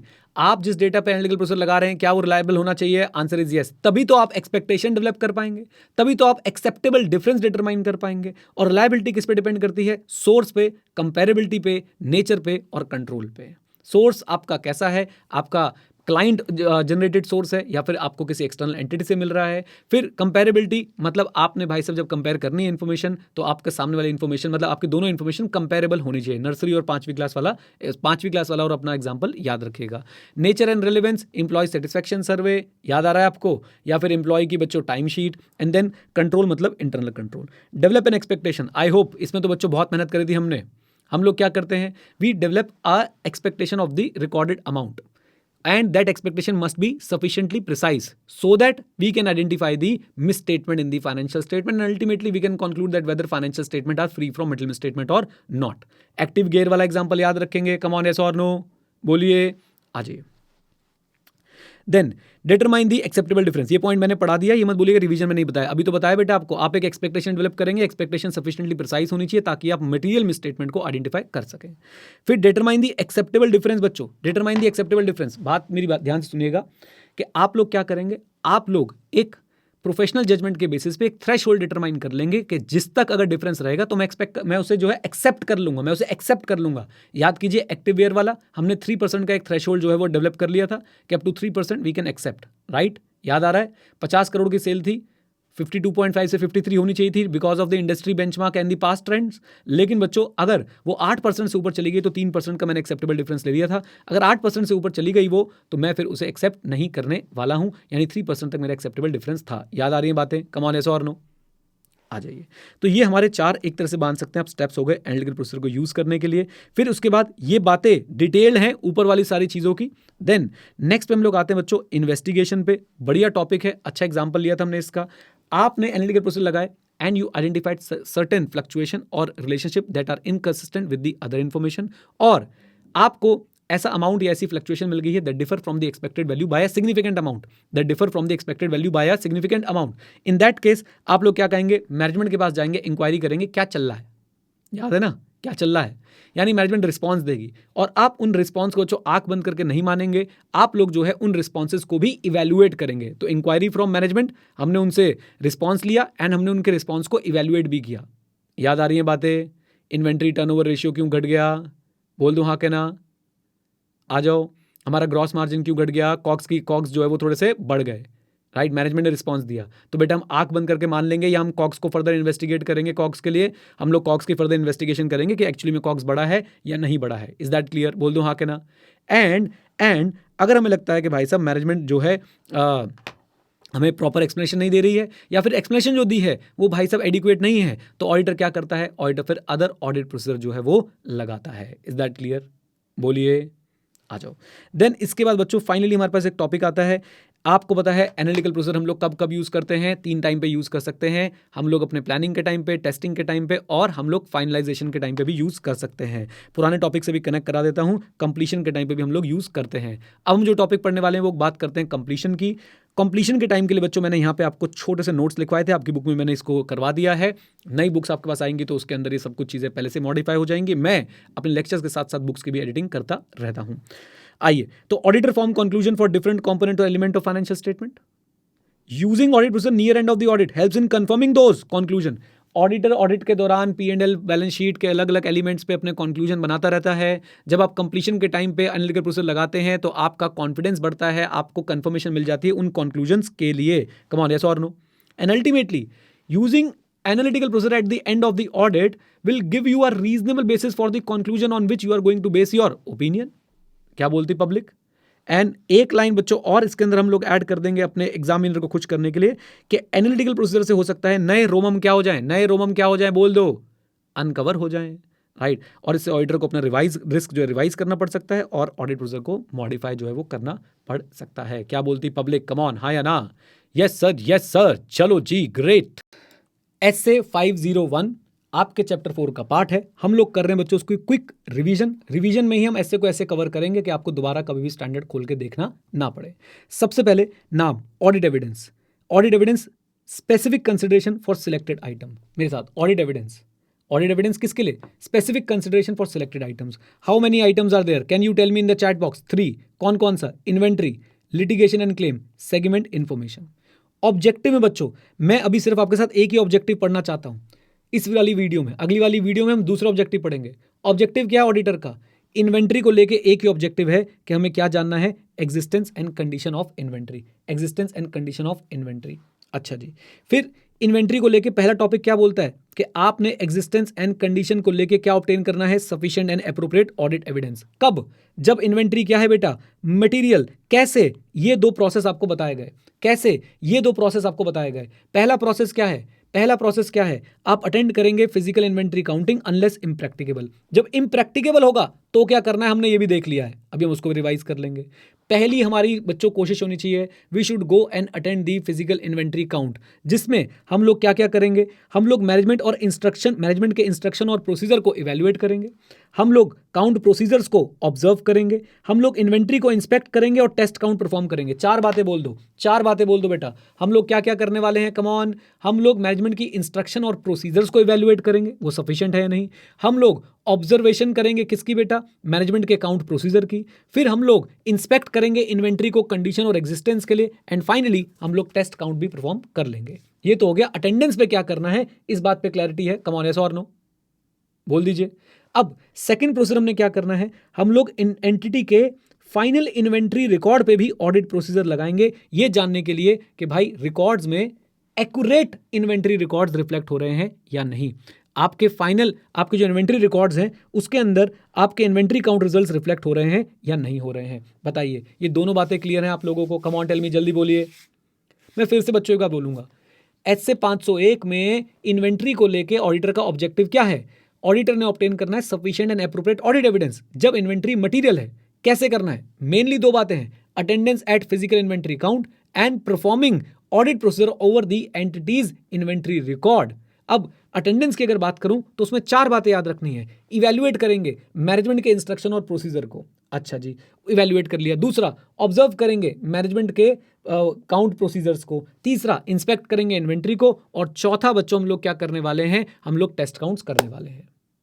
अच्छा, perform audit procedure over the entities final record में हम क्या करेंगे, हम लोग ये देखेंगे कि भाई इन्वेंट्री काउंट रिजल्ट्स इसमें रिफ्लेक्ट होते हैं या नहीं होते हैं। डन, आ जाइए, पहला टॉपिक खत्म रिवीजन में। Attendance eight physical inventory count, मेरे साथ साथ attendance eight physical inventory count, ये टॉपिक बच्चों हमें एक बार बस रीड करना है। ये मैं आपको बोलूंगा, एक बार आप बुक से रीड कर लीजिएगा। हमने ऊपर ही सारी चीज़ें इससे रिलेटेड जो है वो कवर कर ली हैं कि अटेंडेंस में क्या क्या चीज़ें इन्वॉल्व होती हैं। वही 4 पार्ट आप लोग लिख के आ सकते हैं। सुपर डुपर इंपॉर्टेंट टॉपिक, आईना बता कैसे उनका दिल चुराना है। आज फिर अकेले में उनसे मिलने जाना है। समझ आया कि नहीं आया बेटा? आप लोग जा रहे हैं अटेंडेंस एट फिजिकल काउंटिंग पे, अटेंडेंस लेने जा रहे हैं आप लोग, अटेंडेंस देने जा, बेसिकली आप अटेंड करने जा रहे हैं फिजिकल इन्वेंट्री काउंट को। तो आपने उसकी प्लानिंग में क्या क्या मैटर कंसिडर करने हैं।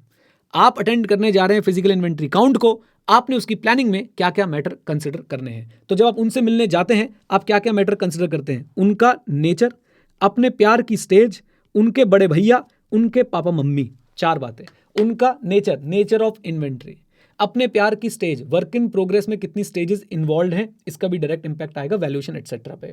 अच्छा जी, तीसरी बात बच्चों अगर मैं करूं तो बेटा बड़े भैया यानी रिस्क ऑफ मटेरियल स्टेटमेंट कितना है रोमम के अंदर। फिर पापा मम्मी भी छोड़ने आए क्या, इंटरनल कंट्रोल। 4 बातें याद होती हैं। और जब कुछ याद ना आए तो आपको टाइम और लोकेशन और अपना लव गुरु वाला फ्रेंड तो ध्यान है ही। Time, location and love Guru friend. Timing of inventory count, location, हम उसी लोकेशन पे जाएंगे जहां पे मटेरियल इन्वेंट्री रखी हुई है। कम ऑन, जहां पे मटेरियल इन्वेंट्री रखी हुई है हम हर लोकेशन पे जाने की हमें जरूरत नहीं है, जहां पे रोमम ज्यादा है। अच्छा जी, और बच्चों लव गुरु वाला फ्रेंड कौन है बेटा, ऑडिटर्स एक्सपर्ट। बोलो कौन, ऑडिटर्स एक्सपर्ट। और याद रखें जब उनके साथ जाएं तो ज्यादा पीपी ना करें। पीपी बोले तो procedures and perpetual inventory system. क्या सारे पॉइंट्स याद हो रहे हैं आप लोगों को? जल्दी बोलिए, कम ऑन टेल मी, जल्दी बोलो। एक बार बिना देखे बोलेंगे बेटा। टॉपिक क्या है, आपको अटेंड करना है फिजिकल इन्वेंट्री काउंट। आपको अटेंड करने से पहले करनी है प्लानिंग से पहले क्या क्या मैटर कंसिडर करने, ये क्वेश्चन पूछा है। सबसे पहले nature, stages of work in progress, रोमम, internal control, location, timing, auditor expert, P procedures and perpetual inventory system. नमस्ते, याद हो गया सब कुछ? बोल दो, आ जाइए। देन चलते हैं बच्चों नेक्स्ट पार्ट पे। बड़े अभी सिचुएशनल बेस्ड क्वेश्चन है। फिजिकल इन्वेंट्री काउंट हुई है at a date other than date of financial statement. घबराने की जरूरत नहीं है। क्या करो, ऑडिट प्रोसीजर लगाओ ऑडिट एविडेंस ऑब्टेन करने के लिए, whether changes in inventory between the count date and the date of financial statement are properly recorded. 15 मार्च, याद है बच्चों आपको? 15 मार्च को हुई थी फिजिकल इन्वेंट्री काउंट, 31 मार्च को डेट ऑफ फाइनेंशियल स्टेटमेंट। तो क्या करोगे, बस ऑडिट प्रोसीजर लगा के ये इंश्योर करो कि शायद जो भी सूप पी रही है वो टेस्टी हो। हाँ जी, ऑडिट प्रोसीजर लगा के ये इंश्योर करो कि भाई 15 मार्च से लेकर 31 मार्च तक जो भी ट्रांजैक्शंस हुई हैं वो प्रॉपर्ली रिकॉर्डेड हो। अच्छा जी, दूसरा सिचुएशन बच्चों क्या है, ऑडिटर अटेंड नहीं कर पाया फिजिकल इन्वेंट्री काउंट को, ऑडिटर अटेंड नहीं कर पाए फिजिकल इन्वेंट्री काउंट को, कोई बात नहीं, हम लोग फिजिकल काउंट अटेंड करेंगे एक ऑल्टरनेटिव डेट पे और ऑडिट प्रोसेस लगाएंगे ऑन द इंटरवेनिंग पीरियड। 15 मार्च वाला फिजिकल काउंट आप अटेंड नहीं कर पाए, एंटिटी किसी और लोकेशन पे 15 अप्रैल को फिजिकल काउंट करवा रही है, आप 15 अप्रैल को फिजिकल काउंट करा रही है, you should go and attend the physical count at alternative date and 15 मार्च से लेके 15 अप्रैल तक के जो आपकी इंटरवेनिंग पीरियड है, इस पे आप लोगों को क्या लगाने चाहिए, ऑडिट प्रोसीजर्स लगाने चाहिए और इन्हें रिकंसाइल कर लेना चाहिए। डन, बोलिए। अच्छा जी, अटेंडेंस अगर इम्प्रैक्टिकेबल है, चार्ट से कवर करो, चार्ट से कवर करो। अटेंडेंस इम्प्रैक्टिकेबल है, कोई बात नहीं, हम लोग क्या करेंगे, ऑल्टरनेटिव ऑडिट प्रोसेस लगाएंगे ताकि हम sufficient appropriate audit evidence obtain कर पाए regarding existence and condition of inventory को लेके, राइट। अच्छा जी, अगर हम ऑल्टरनेटिव ऑडिट प्रोसेस नहीं लगा पाए तो बेटा हम लोग रिपोर्ट को क्या कर देंगे, modify in accordance with SA 705। Alternative audit procedure का एग्जांपल क्या होता है, आप इंस्पेक्ट कर सकते हैं डॉक्यूमेंटेशन ऑफ सब्सिक्वेंट सेल को, स्पेसिफिक इन्वेंट्री आइटम्स की एक्वायर्ड और purchase prior to the physical inventory counting. Done. याद रखिए बच्चों, अगर आप अटेंडेंस इम्प्रैक्टिकेबल है, आप अटेंड कर ही नहीं पाए हो और अब अटेंडेंस अब फिजिकल काउंट हो भी नहीं रहा है, तो हम लोग ऑल्टरनेटिव ऑडिट प्रोसीजर लगाएंगे, नहीं लगा पा रहे तो 705 कर देंगे यानी मॉडिफाई कर देंगे। और ऑल्टरनेटिव ऑडिट प्रोसीजर है क्या, हम डॉक्यूमेंट्स को इंस्पेक्ट करेंगे of the subsequent sale of specific inventory item which are acquired और purchase prior to the physical inventory count. Done, लीजिए। ओके, एक मैं आपको एग्जांपल भी इसमें से दिखा देता हूं। इम्प्रैक्टिकेबल था तो हमने क्या किया, ऑल्टरनेटिव ऑडिट प्रोसीजर लगाया। ऑल्टरनेटिव ऑडिट प्रोसीजर नहीं लगा पाए तो बेटा हम लोग क्या कर देंगे, हम लोग मॉडिफिकेशन कर देंगे एज पर एसए 705। हम लोगों को क्या करना पड़ जाएगा, मॉडिफिकेशन करना पड़ जाएगा। ये भी मैं रिवीजन में इंक्लूड कर रहा हूँ। ऑडिटर क्या करेगा, documentation of subsequent sales. The auditor inspect documentation related to sales of inventory item that existed before the inventory count date. तो inventory count date अगर आपकी 15 मार्च की थी और आप लोग इसे अटेंड नहीं कर पाए हो, अब प्रैक्टिकल भी नहीं है इन्वेंट्री काउंट को अटेंड करना, तो 15 मार्च के पास जो आपके पास इन्वेंट्री एग्जिस्ट करती थी, आप इसकी सेल्स के रिलेटेड सारे डॉक्यूमेंट्स देखेंगे, इसकी जो सेल रिकॉर्ड हुई है वो सही से रिकॉर्ड हुई है या नहीं हुई है। आ जाइए, देन हम लोग चलते हैं आगे और अब हमारे पास आ जाता है next topic, inventory under the custody and control of third party. पहले सिंपल सी बात करते हैं, अगर इन्वेंट्री मटेरियल है, हमें उसकी एग्जिस्टेंस और कंडीशन को लेके एविडेंस चाहिए और वो इन्वेंट्री जो है थर्ड पार्टी की कंट्रोल और कस्टडी में है, तो दो बातें करेंगे। नंबर 1 बेटा क्या करने वाले हैं, confirmation regarding quantity and the condition. हाँ जी, confirmation regarding quantity and the condition. दूसरी बात, इंस्पेक्शन। इंस्पेक्शन किस चीज़ को लेके, इंस्पेक्शन और other audit procedure appropriate in the circumstance. Done, बोल दो। हम वहाँ पे जाके भी इंस्पेक्शन कर सकते हैं, हम वहाँ पे जाके भी इंस्पेक्शन कर सकते हैं और अदर ऑडिट प्रोसीजर की बात करो तो हम वेयर हाउस रिसिट, उससे रिलेटेड सारे डॉक्यूमेंट्स वगैरह जो है वो देखना चाहेंगे। बोल दो। फिर से बोलूंगा एक बार बच्चों इस टॉपिक को, मुझे बताइए, इन्वेंट्री अगर थर्ड पार्टी की कंट्रोल और कस्टडी में है और मटेरियल भी है फाइनेंशियल स्टेटमेंट के लिए, क्या ऑडिटर हाथ पे हाथ रख के बैठा रहेगा? Answer is no. ऑडिटर बच्चों सबसे पहले तो कंफर्मेशन लेगा regarding the quantity and the condition of the inventory, फिर उसके बाद ऑडिटर क्या करेगा, इंस्पेक्शन करेगा। इंस्पेक्शन करेगा और अगर बच्चों वो इंस्पेक्शन नहीं कर पा रहा है तो अदर ऑडिट प्रोसीजर करेगा, यानी वेयर हाउसिंग से रिलेटेड जो भी डॉक्यूमेंट्स हैं, कॉन्ट्रैक्ट्स हैं, उनको भी चेक कर सकता है। डन। आइए बच्चों, देन एक चीज़ जो नई ऐड हुई है और बच्चों आपके लिए बहुत इंपॉर्टेंट भी है, अगर आपको थर्ड पार्टी की इंटीग्रिटी पे क्या लग रहा है, डाउट लग रहा है, doubt about the integrity and objectivity of the third party, तो ऑडिटर क्या करेगा, अदर ऑडिट प्रोसीजर ऑब्टेन करेगा। कम ऑन, यस और no, in addition to the confirmation जो हमने ऊपर लिया था। Number 1, he will go and attend the physical inventory count at the third party's place, right. तो auditor he will attend or arrange for another auditor to attend the third party physical counting of inventory. दूसरा, he will obtain service auditor report. He will obtain service auditor report on adequacy of the third party's internal control over the what? Over the counting of the inventory and safeguarding of the inventory.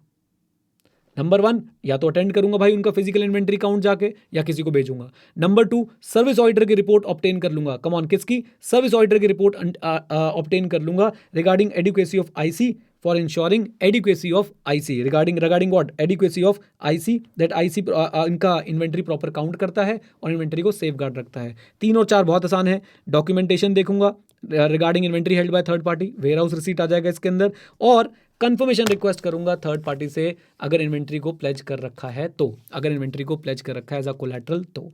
4 बातें बच्चों दोबारा बोलूंगा, इस topic को एक बार और revise कराऊंगा। इधर देखिए, थर्ड पार्टी के ऊपर आपको हो गया है डाउट, थर्ड पार्टी की इंटीग्रिटी पे आपको हो गया है डाउट, तो आप क्या करेंगे, आप अदर ऑडिट प्रोसीजर लगाएंगे, राइट। अब अदर ऑडिट प्रोसीजर में क्या होगा, आप या तो खुद अटेंड करेंगे या किसी और को अरेंज करेंगे to attend the third party's physical counting of inventory, या तो खुद अटेंड करेंगे या किसी और को अरेंज करेंगे to attend the third party's physical counting of inventory. अच्छा जी, उसके बाद सेकंड पॉइंट में हम लोग सर्विस ऑडिटर की रिपोर्ट ऑब्टेन कर सकते हैं, किसको लेके, adequacy of third party's IC, adequacy of third party of IC किसके ऊपर बेटा, इन्वेंट्री की काउंटिंग के ऊपर, इन्वेंट्री के सेफगार्ड को लेके।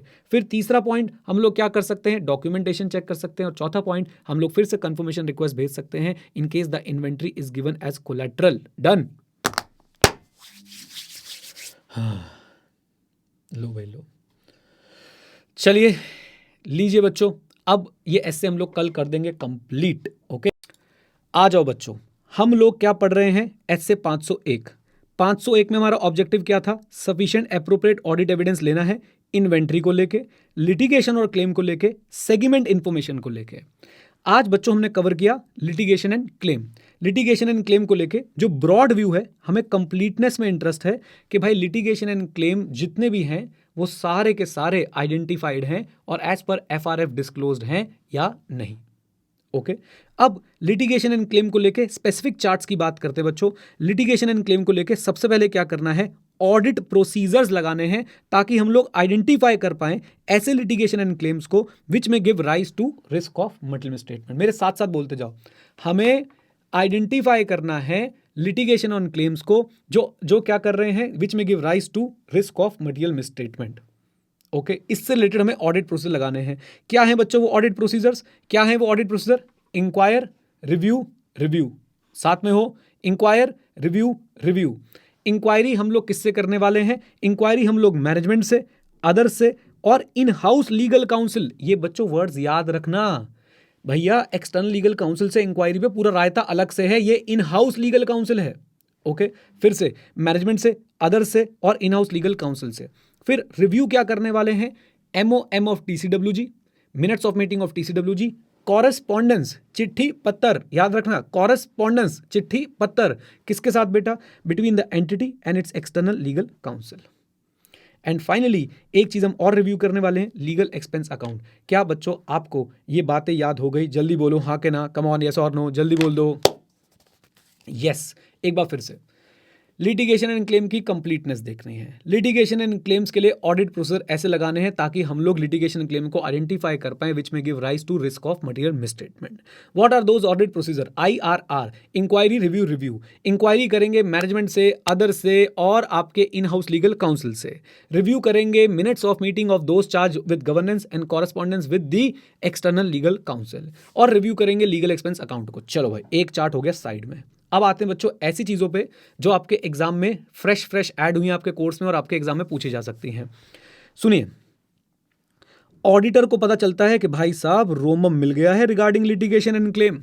हाँ जी, ROMM have been identified, come on, ROMM have been identified regarding litigation and claim. अब साथ साथ में ये भी इंडिकेशन मिल रहा है कि और भी लिटिगेशन और भी मटेरियल लिटिगेशन और क्लेम्स एग्जिस्ट कर सकते हैं। तो ऑडिटर क्या करेगा, in addition to the procedure required by other SAs he may seek direct communication with entities external counsel. फिर से बोल रहा हूं, रोमम को असेस कर रहे थे, हमें पता चला और भी मटेरियल क्या हो सकते हैं, लिटिगेशन और क्लेम एग्जिस्ट कर सकते हैं। तो जो बाकी एसेज में ऑडिट एविडेंस को लेके प्रोसीजर्स हैं वो तो करूंगा ही करूंगा, लेकिन भाई साहब एक काम और करूंगा, I will seek direct communication with entities external legal council. Base समझ में आया, कब जाऊंगा एक्सटर्नल लीगल काउंसिल के पास, आ जाओ। चलो भाई, एक्सटर्नल लीगल काउंसिल से डायरेक्ट कम्युनिकेशन कैसे करेंगे, लेटर ऑफ इंक्वायरी के थ्रू। लेटर ऑफ इंक्वायरी कौन भेजता, कौन बनाता है, मैनेजमेंट बनाती है। कौन भेजता है, ऑडिटर बनाता है। रिक्वेस्ट क्या होती, कौन भेजता है, ऑडिटर भेजता है। रिक्वेस्ट क्या होती है, हमसे बात कर लीजिए डायरेक्टली विद द ऑडिटर। फिर से डायरेक्ट कम्युनिकेशन कैसे होता है, वर्ड बोलो, कीवर्ड, लेटर ऑफ इंक्वायरी के थ्रू, लेटर ऑफ इंक्वायरी के थ्रू, मेरे साथ, लेटर ऑफ इंक्वायरी के थ्रू। ओके, कौन बनाता है, मैनेजमेंट। कौन भेजता है, ऑडिटर। क्या रिक्वेस्ट होती है, to communicate directly with the auditor. क्या बच्चों हो सकता है कि एक्सटर्नल लीगल काउंसिल के ऊपर कोई प्रोहिबिशन लगी हो, yes, prohibition by LR, prohibition by professional body, prohibition by LR, prohibition by professional body, come on बोल दो and the auditor shall perform, इस केस में auditor shall perform what, Aam Aadmi party, AAP। Delhi में बीजेपी का alternative क्या था, आम Aadmi party. Alternative याद रखोगे, alternative audit procedures. Is that clear? बोल दो हाँ कहना। अच्छा जी, इसके बाद बच्चों, इसके बाद ये थी हमारी कौन सी letter of inquiry, general letter of inquiry, है ना। अब हम लोग बच्चों का जनरल का रिप्लाई नहीं आ रहा है, response to letter of general inquiry is unlikely. क्यों अनलाइकली बेटा? प्रोहिबिशन। वाई अनलाइकली बेटा, किस लिए, जल्दी बोलो। प्रोहिबिशन, प्रोहिबिशन बाय लॉ और प्रोहिबिशन बाय दी आपकी प्रोफेशनल बॉडी। तो उस केस में ऑडिटर क्या कर सकता है, may seek direct communication through a letter of specific inquiry. बिल्कुल एकदम ताज़ा ताज़ा क्वेश्चन हुआ है, ताज़ा ताज़ा क्वेश्चन ऐड हुआ है बच्चों आपके सिलेबस में। आप देख लीजिएगा जब ये रिवीजन वीडियो चल रही होगी और इसे बाहर वाले स्टूडेंट्स देख रहे होंगे तो पता है बच्चे बोलेंगे सर ये भी सिलेबस में, हमें पता ही नहीं था। और आप लोग बच्चों कॉन्फिडेंटली इसको कवर करके जाएंगे। मैं तो भगवान से प्रार्थना करूंगा इससे क्वेश्चन आए बच्चों 4 नंबर का। लेटर ऑफ स्पेसिफिक इंक्वायरी याद रखिएगा, लेटर ऑफ स्पेसिफिक इंक्वायरी हम कब भेजते हैं, when response to the letter of general inquiry is unlikely. Why? Because of prohibition. Then auditor will seek direct communication through letter of specific inquiry. क्या क्या चीजें होती हैं उसके अंदर, list of litigation and claim, याद है, list of litigation and claim, serial number लिखा होगा, लिटिगेशन एंड क्लेम लिखा होगा, और साथ में क्या लिखा होगा, मैनेजमेंट की assessment for the outcome and the financial impact. Management की assessment for the outcome and the financial impact. क्या बोलती पब्लिक, कम ऑन, लो जी। तो management assessment of the outcome and the financial implication including the cost involve. अच्छा जी, साथ में क्या देंगे, request to confirm the reasonableness. हम इस बार आपसे ज्यादा कुछ नहीं मांग रहे, हमने आपको लिस्ट बना के दी है, मैनेजमेंट की असेसमेंट लिखी हुई है, मैनेजमेंट की असेसमेंट लिखी हुई है in terms of outcome, in terms of financial implication. बस हम तो आपसे पूछ रहे हैं कि प्लीज रीजनेबलनेस कंफर्म कर दीजिए मैनेजमेंट की असेसमेंट की। और साथ साथ में एक रिक्वेस्ट और भेजेंगे कि आपके पास कोई और इन्फॉर्मेशन है, कोई और इन्फॉर्मेशन है, अगर आपको ये लिस्ट जो है क्या लग रही है, इनकम्प्लीट और इनकरेक्ट लग रही है, तो प्लीज हमें और कोई इन्फॉर्मेशन अगर आपके पास है तो भेज दीजिए। Provide the auditor with further information if the list is considered to be incomplete or incorrect. Done? हाँ जी, if the list is considered to be incomplete or incorrect. बताइए जी, कंटेंट तैयार है, कंटेंट तैयार है, list of litigation and claim, management assessment financial implication का और outcome का, request to confirm the reasonableness and request to provide further information if list is considered incomplete और incorrect. Done? बोलिए, आ जाओ जी। मीटिंग बच्चों, मीटिंग, क्या हम लोग एक्सटर्नल लीगल काउंसिल से मिल सकते हैं? Answer is yes. Question is when auditor feels it, मतलब जब ऑडिटर की जजमेंट में नेसेसरी है। If it is necessary in the auditor's judgement to meet the external legal counsel, तो भाई साहब हम लोग जो है उससे लीगल काउंसिल से मीटिंग के लिए रिक्वेस्ट कर सकते हैं। एग्जांपल, जब मैटर कौन सा है, सिग्निफिकेंट रिस्क का है, जब डिसएग्रीमेंट है between management and entities external legal council. याद रखिएगा बच्चों, ये फिर बोल रहा हूं, ये टॉपिक्स आधे बच्चों ने कवर नहीं करे होंगे, सिलेबस का पार्ट है, छुपे रुस्तम है। फिर से मीटिंग हो सकती है, yes, when in certain circumstances auditor also may जज it necessary to meet with the external legal counsel. तो ऑडिटर की प्रोफेशनल जजमेंट में जब भी नेसेसरी होगा, तो ऑडिटर को जब भी नेसेसरी फील होगा, he may meet the external legal counsel. Example, significant risk matter. दूसरा एग्जांपल, कॉन्फ्लिक्ट है या फिर डिसएग्रीमेंट है, किसके बीच में, मैनेजमेंट और एंटिटी के एक्सटर्नल लीगल काउंसिल के बीच में। वाई ओ, किस लिए भाई, to discuss the likely outcome of the litigation and claim. अच्छा जी, हाउ, याद रखिएगा, मैनेजमेंट की परमिशन जरूरी है and are held with the representative of management in attendance, यानी कि मैनेजमेंट का एक लड़का भी साथ में रहेगा। क्लियर है मीटिंग वाली बात? कब ऑडिटर की जजमेंट होगी तब। अच्छा जी, example, significant risk. Example, disagreement between management and external legal counsel. अच्छा जी, क्यों बेटा, क्यों, टू डिस्कस द आउटकम। अच्छा जी, कैसे बेटा, कैसे, मैनेजमेंट की परमिशन लगेगी और मैनेजमेंट का रिप्रेजेंटेटिव भी रहेगा अटेंडेंस में। Is that clear? बोल दो, आ जाओ। Modification in the opinion in accordance with SA 705। क्यों बेटा, क्यों, उन्होंने मना कर दिया, किन्होंने, मैनेजमेंट ने रिफ्यूज कर दिया, ना ही कम्युनिकेट करना है ना ही मीटिंग करनी है, नो प्रॉब्लम। और या फिर क्या हुआ, एंटिटी के एक्सटर्नल लीगल काउंसिल ने रिस्पॉन्ड नहीं किया, या फिर उसके रिस्पॉन्स पे प्रोहिबिशन लगी हुई है, मैनेजमेंट ने रिफ्यूज कर दिया कम्युनिकेशन और मीटिंग के लिए, या फिर एंटिटी के लीगल काउंसिल ने रिस्पॉन्ड नहीं किया या उसके ऊपर प्रोहिबिशन लगी हुई है, और हम लोग क्या नहीं कर पा रहे हैं, and unable to obtain what, sufficient appropriate audit evidence by applying Aam Aadmi Party, that is alternative audit procedure. तो only way we have is to modify the opinion in accordance with SA 705. Done, बोलिए, आ जाओ जी। आखिरी point बच्चों, हम management से written representation भी लेते हैं क्या? Yes, written representation by from hmm? Management, TCWG। क्या देंगे? Written representation. किस बात के लिए? फ्रॉम हुम तो समझ में आ गया, मैनेजमेंट TCWG। किस बात के लिए? All actual and possible litigation, all known actual and possible litigation whose effects should be considered while preparing the financial statement have been disclosed to the auditor. जितनी भी एक्चुअल और पॉसिबल लिटिगेशन है जिसका effect financial statement पे आ सकता है या financial statement की प्रिपरेशन पे कंसिडर करना चाहिए था, वो अपने ऑडिटर को डिस्क्लोज कर दिए हैं। And appropriately accounted for and disclosed in accordance with the applicable financial reporting framework. याद रखिएगा बच्चों, रिटर्न रिप्रेजेंटेशन ले रहे हैं लिटिगेशन और क्लेम को लेके, जितने भी नॉन एक्चुअल और पॉसिबल लिटिगेशन एंड क्लेम है जिनका इफेक्ट फाइनेंशियल स्टेटमेंट पे कंसिडर किया जाना था, ऑडिटर को डिस्क्लोज्ड है एंड appropriately accounted for और disclosed है in accordance with the applicable financial reporting framework. Hello, बोल दो, बोल दो। चलिए जी, चलिए, ये हो गया हमारे आज की रिवीजन कंप्लीट बच्चों। मेरे हिसाब से बच्चों देखो, मैं अपना हर क्लास को ना अपनी रेट करता हूँ कि आज मेरी क्लास कैसी हुई। This was one of the best revision class and best class for litigation and claims बच्चों। तो अंदर से मुझे फीलिंग आ रही होती है कि भाई आज क्लास कैसी हुई है। मैंने तो बहुत एंजॉय किया, हमने बहुत डिटेल में इसको पढ़ा, समझा, याद भी कर लिया और साथ में रिवाइज भी कर लिया। ऐसे ही बच्चों हम छोटी छोटी प्यारी प्यारी क्लासेस करके खूब फ़ायदा उठाएंगे और एग्जाम में पास होके आएंगे। डन, चलिए जी, रिवीजन वीडियो कर देते हैं of. Okay guys, it's time to revise SA 501 audit evidence specific consideration for selected item and we are going to revise the segment information part. सुनिए मेरी बात जल्दी से। एग्जाम्पल के लिए सेगमेंट इन्फॉर्मेशन क्या है? सिर्फ और सिर्फ इन्फॉर्मेशन के लिए, मतलब सिर्फ जानकारी के लिए, एग्जाम के लिए नहीं है। सेगमेंट इन्फॉर्मेशन क्या है? डिटेल इनसाइट्स मिलती है आपको different segment of an organisation में। आपके segment product wise, geography wise, customer wise जो है वो डिवाइड किए जा सकते हैं। इंड AS 108 है जो आपका एप्लीकेबल फाइनेंशियल रिपोर्टिंग फ्रेमवर्क है। आपको बेसिक आइडिया इसका मैंने क्लासेस में दिया था, बहुत बिल्कुल एकदम टच कराया था। अच्छा जी, ऑडिटर की रिस्पॉन्सिबिलिटी क्या है? This is the one of the main question. What are the auditor's responsibility with respect to segment information? Obtain sufficient appropriate audit evidence that presentation and disclosure of segment information is as per applicable FRF। बहुत अच्छे से बच्चों, उम्मीद करता हूं आप लोग बिल्कुल इस लाइन को अच्छे से लिख पाएंगे बिना डरे कि ऑडिटर को sufficient appropriate audit evidence obtain करना है कि प्रेजेंटेशन डिस्क्लोजर सेगमेंट इन्फॉर्मेशन की as per applicable financial reporting framework है। अच्छा जी, इसके लिए ऑडिटर क्या करेगा? जो मेथड्स यूज किए हैं फॉर डिटरमाइनिंग सेगमेंट इन्फॉर्मेशन उनकी अंडरस्टैंडिंग ऑब्टेन करेगा, चेक करेगा मेथड्स के जो डिस्क्लोजर्स हैं वो एज पर एप्लीकेबल FRF निकल रहे हैं कि नहीं, और जहां उसको एप्रोप्रिएट लगेगा उन मेथड्स को टेस्ट भी कर लेगा। यानी मेथड्स को लेकर 3 बातें हैं: अंडरस्टैंडिंग, डिस्क्लोजर्स एंड टेस्टिंग।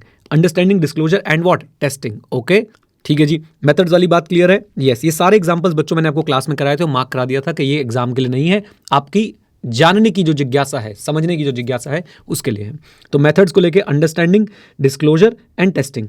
उसके बाद एनालिटिकल प्रोसीजर परफॉर्म करेगा और अदर ऑडिट प्रोसीजर एज में consider necessary by the auditor. तो ये तो हमारा एक पार्ट कंप्लीट हो गया भैया। हमारी मेन रिस्पॉन्सिबिलिटी क्या है? उस रिस्पॉन्सिबिलिटी को निभाने के लिए मेथड्स के 3 पॉइंट: अंडरस्टैंडिंग बाय डिस्क्लोजर और टेस्टिंग, और perform analytical procedure and other audit procedures. Now एक डायरेक्ट क्वेश्चन आपका यहाँ पे बनता है कि वो मैटर्स बताइए जो कंसिडर करने पड़ेंगे ऑडिटर को क्या करने के लिए? अंडरस्टैंडिंग ऑब्टेन करते समय मेथड, वो मैटर्स बताइए, I should say, I am sorry मैंने शायद मेथड्स बोल दिया था। वो मैटर्स बताइए जो ऑडिटर को कंसिडर करने चाहिए while obtaining understanding of the methods used by management in determining segment information. तो 4 बातें याद रखनी। IBAC, what is IBAC? Very simple, inter segment transaction, budgets, allocation and consistency. Inter segment transaction, budget, allocation and consistency. Inter segment transaction में आप देखेंगे कि भाई आप इन मैटर्स को कंसिडर करेंगे कि इंटर सेगमेंट ट्रांजैक्शन किस तरह की होती है, जैसे कि सेल, ट्रांसफर, चार्ज वगैरह आपस में कैसे जो है सेगमेंट्स के बीच में कैसे होता है, और इनको एलिमिनेट कैसे किया जाता है जब आप लोग कंसोलिडेटेड रिपोर्टिंग कर रहे होते हैं। बजट्स की बात करूं तो कंपैरिजन करेंगे आप लोग एक्चुअल फिगर्स का बजटेड और एक्सपेक्टेड रिजल्ट से। एक्चुअल जो सेगमेंट इन्फॉर्मेशन है उसको बजटेड और एक्चुअल एक्सपेक्टेड रिजल्ट से कंपैरिजन करेंगे। एलोकेशन, कैसे एलोकेट किया जाता है एसेट को, कॉस्ट को अमंग सेगमेंट्स, और consistency with prior period, if not consistent adequate disclosures must be there. Okay, तो ये 4 पॉइंट हमारे यहां पे कवर हो जाते हैं। और आखिरी एक करेक्ट इनकरेक्ट बनता है आपके लिए, क्या ऑडिटर को ऐसे ऑडिट प्रोसीजर लगाने हैं जो ऑडिटर को हेल्प करे to express opinion on segment information on stand alone basis? क्या ऑडिटर को ऐसे ऑडिट प्रोसेस लगाने हैं जो ऑडिटर को हेल्प करे to express opinion on segment information on stand alone basis? Answer is no. Why? Because auditor की जो रिस्पॉन्सिबिलिटी है ना regarding presentation and disclosure of segment information, that is contextual. Contextual का मतलब है it is in relation to financial statement as a whole. हाँ जी, it is in relation to financial statement as a whole. Auditor को financial statement पे opinion देना है, segment information पे ओपिनियन नहीं देना है. ऑडिटर की जो P&D को लेकर रिस्पॉन्सिबिलिटी है दैट इज कॉन्टेक्चुअल, और ऑडिटर को ऐसे ऑडिट प्रोसेस लगाने की जरूरत नहीं है जिससे वो सेगमेंट इन्फॉर्मेशन पे ओपिनियन दे. वो अपने भैया फाइनेंशियल स्टेटमेंट पे ओपिनियन देने आया है बस. ओके, लीजिए essay 501 finish. All the best.